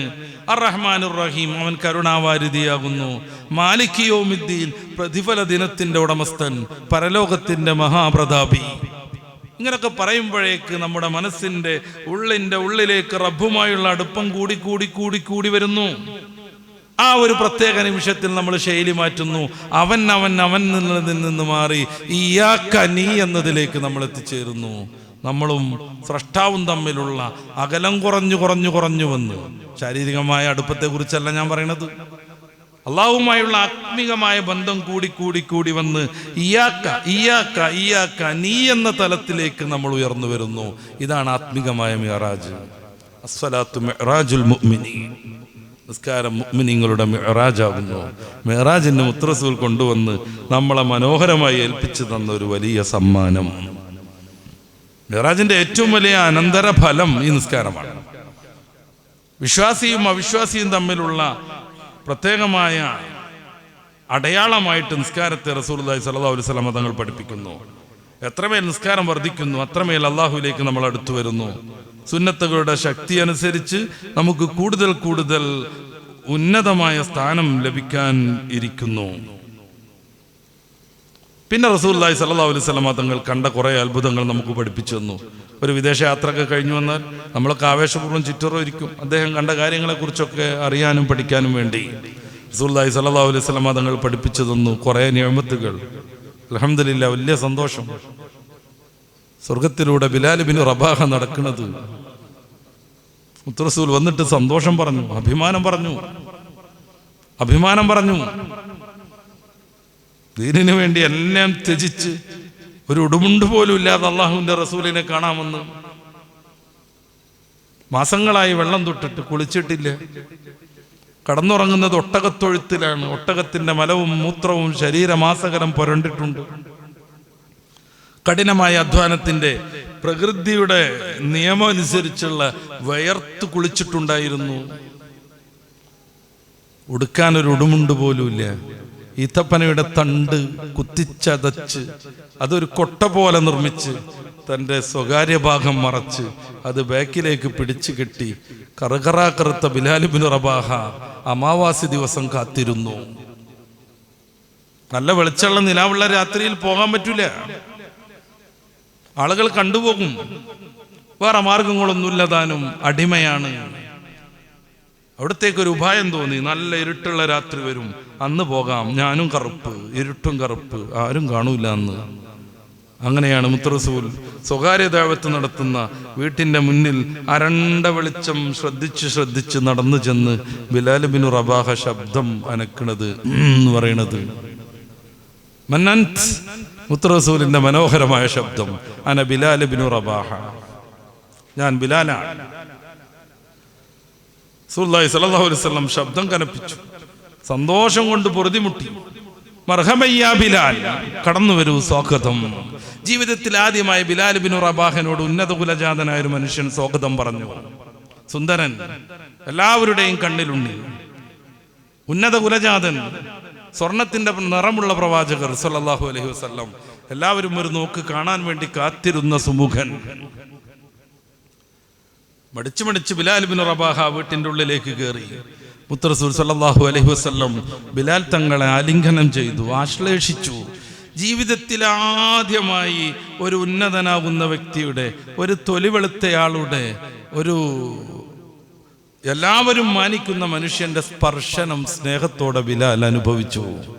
പിന്നീട് അങ്ങോട്ട് ബിലാൽ ഇബ്നു റബാഹ റളിയല്ലാഹു അൻഹുവിന്റെ ഉജ്ജ്വലമായ ചരിത്രമാണ് ഇസ്ലാമിൻ്റെത്. ഇസ്ലാമിൻ്റെ ചരിത്രം ബിലാൽ തങ്ങളുടേത്, ബിലാൽ തങ്ങളുടെ ചരിത്രം ഇസ്ലാമിൻ്റേത്. അവസാനം മക്കം ഫത്ഹിൻ്റെ അന്ന് എല്ലാ മൂർത്തികളെയും നിഗ്രഹിച്ച് എല്ലാ അഹങ്കാരികളെയും തറപറ്റിച്ച് ഹബീബായ റസൂൽ വിശ്വമാനവന്റെ സ്വാതന്ത്ര്യത്തിന്റെ പ്രഖ്യാപനം നടത്തി. പടച്ച റബ്ബ് അല്ലാഹു അക്ബർ, അവനാണ് വലുതെന്ന് പ്രഖ്യാപിക്കാൻ കഅബയുടെ മുകളിലേക്ക് പ്രവേശിപ്പിക്കുന്നത് ഈ നീഗ്രവംശജനായ ബിലാൽ ഇബ്നു റബാഹ തങ്ങളെയായിരുന്നു. ഈ സേവനത്തിന്റെ ഔന്നിത്യം സഹാബത്തിന് പറഞ്ഞു കൊടുക്കണം. ബിലാൽ തങ്ങൾ നേടിയ ഈ മഹത്വത്തിന്റെ ഉജ്ജ്വലത സമൂഹത്തെ പഠിപ്പിക്കണം. മുത്തറസൂൽ പറഞ്ഞു കൊടുത്തു, ഞാൻ ബിലാലിന്റെ ചവിട്ടടികൾ കേട്ടു സ്വർഗത്തിൽ. ബിലാൽ തങ്ങൾ സന്തോഷം കൊണ്ട് കണ്ണീരൊഴുക്കി. എന്താ അങ്ങ് ചെയ്തത് എന്ന് ചോദിച്ചു. ഇവരാരും ചെയ്യാതെ എന്ത് പുണ്യം ചെയ്തു? ബിലാൽ തങ്ങൾ പറഞ്ഞു, ഇല്ല, അധികമൊന്നുമില്ല. ഒന്നു എടുത്താൽ ഞാൻ 2 റക്അത്ത് നിസ്കരിക്കാറുണ്ട്. പണ്ഡിതന്മാർ വിശദീകരിക്കുന്നുണ്ട്, ഈ സുന്നത്ത് ആദ്യമായി തുടങ്ങിയത് ബിലാൽ ഇബ്നു റബാഹ റളിയല്ലാഹു അൻഹു ആണെന്ന്. ഉമറുൽ ഫാറൂഖ് തങ്ങളുടെ കൊട്ടാരം കണ്ടു. അതിന്റെ മനോഹാരിത കണ്ടിട്ട് മുത്തറസൂൽ അങ്ങോട്ടൊന്ന് കയറണമെന്ന് കരുതി ജിബ്രീൽ അലൈഹിസ്സലാത്തു വസ്സലാമിനോട് ചോദിച്ചു, ആരാ ഇതാരുടേതാ? ജിബ്രീൽ അലൈഹിസ്സലാം പറഞ്ഞു, അങ്ങയുടെ പ്രിയപ്പെട്ട കൂട്ടുകാരൻ ബിലാൽ ഇബ്നുൽ ഉമർ ഇബ്നുൽ ഖത്താബ് തങ്ങളുടേത്. കയറാൻ മോഹിച്ച റസൂൽ മടങ്ങിപ്പോന്നു. ആ കഥ പറഞ്ഞു. പിന്നീട് സഹാബത്ത് കേൾക്കാനിരിക്കുന്നു. അങ്ങനെ ഉമറിന്റെ കൊട്ടാരം കണ്ടു ഞാൻ, മനോഹരമായ ഒരു ഭവനം. കയറണമെന്ന് കരുതി അതിൻ്റെ ഉള്ളൊക്കെ ഒന്ന് ആസ്വദിക്കാൻ. പക്ഷെ ഉമറിൻ്റെതാണെന്ന് പറഞ്ഞപ്പോൾ ഞാൻ ഇങ്ങോട്ട് പോന്നു. തേങ്ങിക്കരഞ്ഞു ഉമറുൽ ഫാറൂഖ് തങ്ങൾ. അവാറു അലൈക യാ റസൂലല്ലാഹ്, അങ്ങൊന്ന് കയറിപ്പോയാൽ എനിക്ക് എന്തെങ്കിലും വിഷമം വരുമോ? ഞാൻ അങ്ങയുടെ മേൽ വല്ല ദേഷ്യവും കാണിക്കോ റസൂലേ എന്നും ചോദിച്ച് ഉമറുൽ ഫാറൂഖ് തങ്ങൾ കരഞ്ഞു. പക്ഷേ ഓരോരുത്തരെയും പരിഗണിക്കേണ്ട വിധം പരിഗണിക്കണമെന്ന് റസൂൽ പഠിപ്പിക്കുകയായിരുന്നു. ഉമറുൽ ഫാറൂഖ് ഉജ്ജ്വലതയുടെ പ്രതീകമാണ്. പേര് കേട്ടാൽ ആദ്യം എല്ലാവരും മറക്കുമായിരുന്നു. പിന്നെ അവിടുന്ന് സ്നേഹസമ്പന്നനായി പോയി, എല്ലാവരുടെയും കൂട്ടുകാരനായി പോയി. എൻ്റെ പ്രിയപ്പെട്ട ഹബീബ് മരിക്കൂല എന്നും പറഞ്ഞൊരു കുട്ടിയെ പോലെ പൊട്ടിക്കരഞ്ഞു. എൻ്റെ ഹബീബ് മരിച്ചു എന്ന് പറഞ്ഞാൽ തല കാണൂല എന്നും പറഞ്ഞ് ചരിത്രത്തെ മുന്നോട്ട് നയിച്ച തൻ്റെ വാളും ചുഴറ്റി നടന്നു റസൂലുള്ളാഹി സ്വല്ലല്ലാഹു അലൈഹി വസല്ലം തങ്ങളുടെ മയ്യത്തിന് ചുറ്റുഭാഗവും. എല്ലാവരും പേടിച്ചു. ആ സമയത്ത് മുത്തുറസൂലിന്റെ പ്രിയപ്പെട്ട കൂട്ടുകാരൻ സിദ്ദീഖുൽ അക്ബർ തങ്ങൾ വരുന്നത്, ബിലാലിന്റെ നെഞ്ച് തടവുന്നത്, കൂട്ടിപ്പിടിക്കുന്നത്, സൂറത്ത് ആൽ ഇംറാന്റെ 144 വചനം ഓതി കൊടുക്കുന്നത്, വമാ മുഹമ്മദുൻ ഇല്ലാ റസൂലുൻ ഖദ് ഖലത് മിൻ ഖബ്ലിഹി റസൂൽ അഫ ഇമ്മാ തൗഖുതിലൻ ഖലബതും അലാ അഖാബിക്കും. റസൂൽ മരിക്കും ഉമറേ എന്ന് റസൂലുള്ളാഹി തങ്ങൾ മരണത്തെ ബോധ്യപ്പെടുത്തി കൊടുക്കുന്നത്. ആരും പേര് കേട്ടാൽ ഞെട്ടിവരച്ചിരുന്ന ഉമറുൽ ഫാറൂഖ് തങ്ങൾ ഇസ്ലാമിൻ്റെ പരിഷ്കരണത്തിലൂടെ കടന്നു വന്നപ്പോൾ കുഞ്ഞുമോനെ പോലെ തേങ്ങിക്കരയുന്ന വളരെ മാനസികമായി വിശാലതയുള്ളൊരു പാവം മനുഷ്യനായി തീർന്നു. അപ്പൊ പരിഗണിക്കേണ്ടവരെ പരിഗണിക്കേണ്ട വിധം അല്ലാഹുവിന്റെ റസൂൽ പരിഗണിക്കാണ്. ഉമറുൽ ഫാറൂഖിന്റെ ആ ഊർജ്ജസ്വലതയും ഉജ്ജ്വലതയും അവിടുത്തെ ആ ഒരു കാർക്കശ്യമൊക്കെ മനസ്സിലാക്കിയിട്ട് എന്നാ സമ്മതം ചോദിച്ചിട്ട് കയറാമെന്ന് ഞാൻ കരുതിയെന്ന് സഹാബത്തിന്റെ വേണ്ടുവോളം കൊടുത്തു റസൂലുള്ളാഹി സ്വല്ലല്ലാഹു അലൈഹി വസല്ലം. മറുവശവും പറഞ്ഞു തന്നു, ഞാൻ നരകം കണ്ടു. കുറെ ആളുകളുണ്ട് വായയും മൂക്കൊക്കെ മാന്തിപ്പൊളിക്കുന്നു, ഗീബത്ത് പറഞ്ഞ് നടന്നവരാണ്, നമീമത്ത് കൊണ്ട് നടന്നവരാണ്. പലരും ഉണ്ട്, പല ജാതി പീഡനങ്ങൾ അനുഭവിക്കുന്നു. അവരും ചെയ്ത ഓരോ തെറ്റും ഹബീബായ നബിതങ്ങൾ വിശദീകരിച്ചു കൊടുത്തു. വ്യഭിചരിച്ച ആളുകൾക്കുള്ള പീഡനങ്ങൾ, ശിക്ഷകൾ, നമീമത്ത് പറഞ്ഞവർക്കുള്ള ശിക്ഷകൾ, അന്യന്റെ മുതൽ അപഹരിച്ചവനുള്ള ശിക്ഷകൾ. അങ്ങനെ ഞാൻ ബൈത്തുൽ മഅ്മൂറിലെത്തി. ഫസഅൽതു ജിബ്രീൽ ഫഖാൽ ഹാദൽ ബൈത്തുൽ മഅ്മൂർ യുസല്ലി ഫീഹി കുല്ല യൗമിൻ 70,000 മലക്. എല്ലാ ദിവസവും 70,000 മലക്കുകൾ ആരാധന അർപ്പിക്കുന്നു ഈ ബൈത്തുൽ മഅ്മൂറിലേക്ക്. ജിബ്രീൽ അലൈഹിസ്സലാം പറഞ്ഞു കൊടുത്തു, ആ 70,000 മലക്കുകൾ ഇദാ ഖറജു, അവിടുന്ന് ആരാധന കഴിഞ്ഞ് പുറപ്പെട്ടാൽ ലം യഊദു ഇലൈഹി, പിന്നെ ആരും അങ്ങോട്ട് വരില്ല. ഓരോ ദിവസവും 70,000. ഒരു പ്രാവശ്യം 70,000 ആളുകൾ വന്ന് അവർ നിസ്കരിച്ചു പോയി, പിന്നെ ഓല അങ്ങോട്ട് വരൂല. പിന്നെ വേറെ 70,000. എന്ന് മുതൽ? ബൈത്തുൽ മഅ്മൂറിന്റെ സൃഷ്ടികർമ്മം മുതൽ ഏതുവരെ? ഇലാ യൗമിൽ ഖിയാമ വമാ യഅലമു ജുനൂദ റബ്ബിക ഇല്ലാഹു. പടച്ച റബ്ബിന്റെ മാലാഖ സൈന്യത്തിന്റെ കണക്ക് റബ്ബിനല്ലാതെ അറിയില്ലെന്ന് ഖുർആൻ. പടച്ച റബ്ബിന്റെ മാലാഖമാരുടെ കണക്ക് റബ്ബിനല്ലാതെ അറിയില്ല. വലാ യഅലമു വമാ യഅലമു ജുനൂദ റബ്ബിക്, അങ്ങയുടെ റബ്ബിന്റെ ജുനൂദിനെ കുറിച്ച് അറിവില്ല ഇല്ലാഹു, പടച്ച റബ്ബിനല്ലാതെ. നൈലിന്റെ ഉദ്ഭവം കണ്ടു, ഫുറാത്തിന്റെ യൂഫ്രട്ടീസിന്റെയും ടൈഗ്രീസിന്റെയും ഉദ്ഭവം കണ്ടു, വലിയ വലിയ പല പല കാഴ്ചകളും കണ്ട് ഹബീബായ റസൂലുള്ളാഹി സ്വല്ലല്ലാഹു അലൈഹി വസല്ലമ തങ്ങൾ സന്തോഷത്തോടുകൂടെ അതിലേറെ ആത്മധൈര്യത്തോടുകൂടെ മടങ്ങി വന്നു.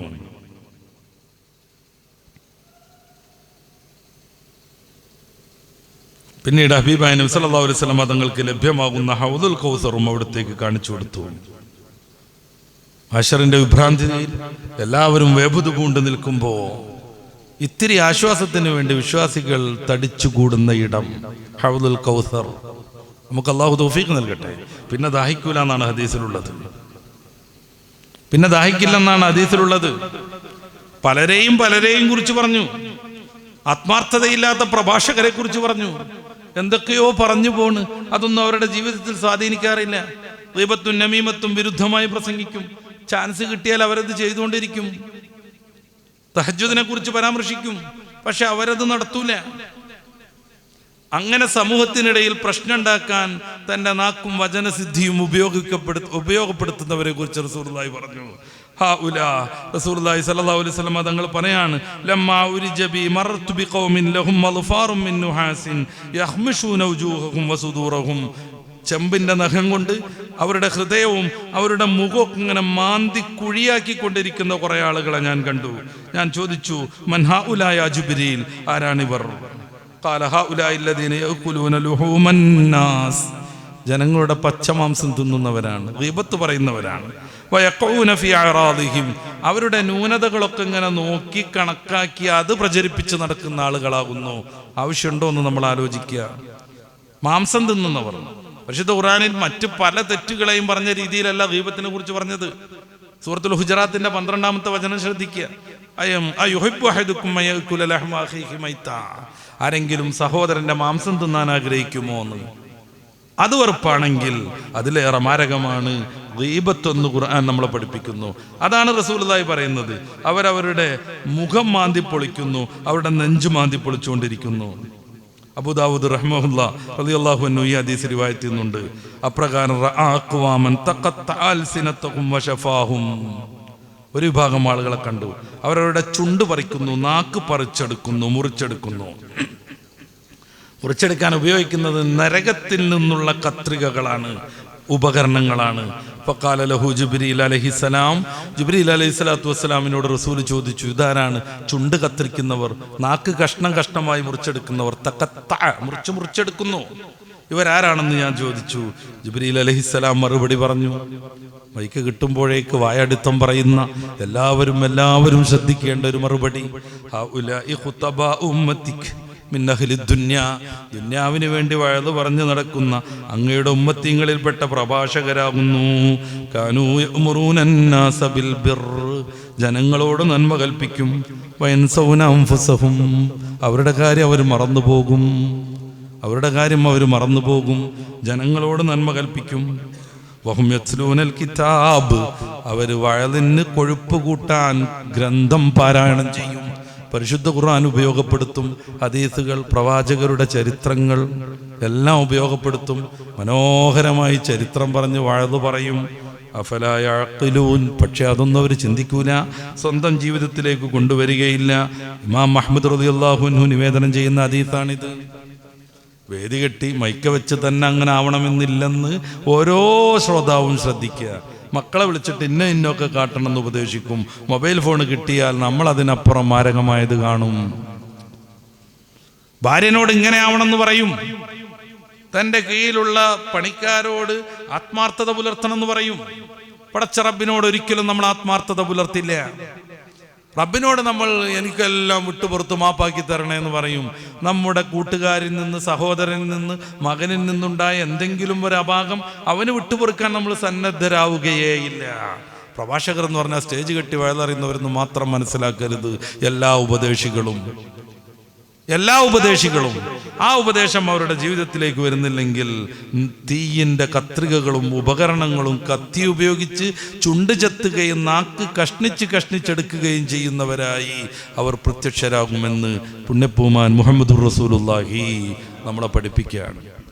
മിഅ്റാജ് മനുഷ്യനെ എല്ലാ അർത്ഥത്തിലും ആത്മീകമായി പുരോഗതി നൽകാനുള്ളതാണ്, നിസ്കാരം മുതൽ മറ്റെല്ലാ സംഗതികളും. അതുകൊണ്ട് അള്ളാഹുവിലേക്ക് അടുക്കാൻ, റജബിന്റെ വിശുദ്ധിയിൽ പടച്ച റബ്ബിലേക്ക് പാപമോചനം നേടി എത്തിച്ചേരാൻ, യുക്തിവാദം തലക്ക് പിടിച്ചിട്ട് ഓരോ ദീനീ ആത്മിക സംഭവങ്ങളെയും എതിർത്തുകൊണ്ടിരിക്കുന്ന ചില മഠയന്മാരുടെ കെണിവലകളിൽ നിന്ന് രക്ഷപ്പെടാൻ പടച്ച റബ്ബിലേക്ക് അടുക്കുക. ഒരൊറ്റ യുക്തിവാദിക്കും ദീൻ വിട്ടവനും അള്ളാഹു ഇല്ല എന്ന് ബോധ്യപ്പെട്ടത് കൊണ്ടാണോ നീ ദീൻ വിട്ടത് എന്ന് ചോദിച്ചാൽ അതേ എന്ന് പറയാനോ അത് തെളിയിക്കാനോ ധൈര്യമില്ല. ആർക്ക്? ഒരൊറ്റ യുക്തിവാദിക്കും. റിച്ചാർഡ് ഡോക്കിൻസ് മുതൽ രവിചന്ദ്രൻ സി വരെയുള്ള എല്ലാവർക്കും. പിന്നല്ല നമ്മുടെ നാട്ടിലെ ഏഴാംകൂലി യുക്തിവാദികൾ. ദൈവമില്ലെന്ന് നിങ്ങൾ ഈ പറയുന്ന സയന്റിഫിക് എവിഡൻസ് കൊണ്ട് നിങ്ങൾക്ക് തെളിയിക്കാൻ പറ്റുമോ എന്ന് ചോദിച്ചാൽ ഇല്ലേ ഇല്ല. പിന്നെ എന്തിനാ നിങ്ങൾ യുക്തിവാദം? എന്തിനാ പിന്നെ നിങ്ങൾ ഇസ്ലാം വിട്ടത്? റസൂലുള്ളാഹി സ്വല്ലല്ലാഹു അലൈഹി വസല്ലം തങ്ങൾ ആയിഷ ബീവിനെ കല്യാണം കഴിച്ചില്ലേ? റസൂലുള്ളാഹി സ്വല്ലല്ലാഹു അലൈഹി വസല്ലം തങ്ങൾ മിഅ്റാജ് പോയില്ലേ? അതിന് പ്രകൃതി വിരുദ്ധമാണ് മുഅ്ജിസത്ത്. പ്രകൃതിക്ക് അനുകൂലമാകുന്ന നിയമങ്ങൾ എല്ലാവർക്കും ചെയ്യാവുന്നതും എപ്പോഴും സംഭവിക്കുന്നതുമാണ്. മുഅ്ജിസത്ത് അതിന് വിരുദ്ധമാണ്. അപ്പോൾ ഒരു 150-200 കിലോ ഉള്ള പോത്തും കൂടെ പാറേ എന്ന് ചോദിച്ചിട്ട് മാനം കെടാൻ നിൽക്കരുത്, സ്വയം പോത്തായി മാറരുത്. അള്ളാഹു നമ്മുടെ ഈമാൻ സംരക്ഷിക്കുമാറാവട്ടെ. ഹബീബായ നബിതങ്ങളെ പൂർണ്ണമായി ഉൾക്കൊള്ളാൻ, പരിശുദ്ധ ഇസ്ലാമിൻ്റെ ഓരോ ദർശനങ്ങളും സമ്പൂർണമായി അംഗീകരിക്കാൻ, അതുവഴി ജീവിതം ക്രമീകരിക്കാൻ, നല്ലവരായി ജീവിക്കാൻ, നല്ലവരോടൊപ്പം ഒരുമിച്ച് കൂടാൻ, നല്ലവരായി തന്നെ മരണപ്പെടാൻ പടച്ച റബ്ബ് നമ്മെ അനുഗ്രഹിക്കുമാറാവട്ടെ. നമുക്ക് വേണ്ടി സേവനം ചെയ്യുന്ന നമ്മുടെ ഉസ്താദുമാർ, ഈ ദർസിലെ ഉസ്താദുമാർ, നമ്മുടെ വിദ്യാർത്ഥികൾ, സാധനങ്ങളൊക്കെ ഒരുക്കണ, കസാരടുന്ന എല്ലാ സംവിധാനവും തയ്യാറാക്കുന്ന നമ്മുടെ കുട്ടികൾ, അള്ളാഹു ഇൽമു വർദ്ധിപ്പിച്ചു കൊടുക്കട്ടെ, ഊർജ്ജസ്വലത നൽകട്ടെ. പഠനത്തിന് വിഘാതമാകുന്ന എല്ലാവിധ അലായിക്കുകളിൽ നിന്ന് അവരെയും നമ്മുടെ എല്ലാ മക്കളെയും എല്ലാ മുത്തഅല്ലിമീങ്ങളെയും നമ്മുടെ എല്ലാ സഹോദരന്മാരെയും പടച്ച റബ്ബേ നീ കാത്തുരക്ഷിക്കണേ റഹ്മാനെ. ഞങ്ങളുമായി ബന്ധപ്പെട്ട ധാരാളം ആളുകൾ മരണപ്പെട്ടിട്ടുണ്ട്. എല്ലാവർക്കും മഗ്ഫിറത്തും റഹ്മത്തും നൽകണേ തമ്പുരാനെ. അല്ലാഹുവേ, നിൻ്റെ അത്യുന്നതയിലേക്ക് എത്തിച്ചേരാനുള്ള മിഅ്റാജായി നിസ്കാരത്തെ ആസ്വദിക്കാനുള്ള മനസ്സ് നൽകണേ തമ്പുരാനെ. ഈമാൻ വർദ്ധനവ് നൽകണേ തമ്പുരാനെ. തഖ്വ നൽകണേ തമ്പുരാനെ. ഓരോ നിസ്കാരം കൊണ്ടും ഞങ്ങൾ കുറേ പുരോഗതി വരുന്ന തലത്തിലേക്ക് ഞങ്ങളുടെ നിസ്കാരത്തെ നീ ആത്മാർത്ഥമാക്കണേ റഹ്മാനെ. റബ്ബനാ ആതിനാ ഫിദ്ദുനിയാ ഹസന വഫിൽ ആഖിറതി ഹസനത വഖിനാ അദാബന്നാർ. ആമീൻ ബിറഹ്മതിക യാ അർഹമർ റഹീമീൻ. സല്ലല്ലാഹു തആല വസല്ലമ അലാ ഖൈരി ഖൽഖി സയ്യിദിനാ മുഹമ്മദിൻ വആലിഹി വസഹ്ബിഹി അജ്മഈൻ. അൽഹംദുലില്ലാഹി റബ്ബിൽ ആലമീൻ. അസ്സലാമു അലൈക്കും വറഹ്മത്തുള്ളാഹി.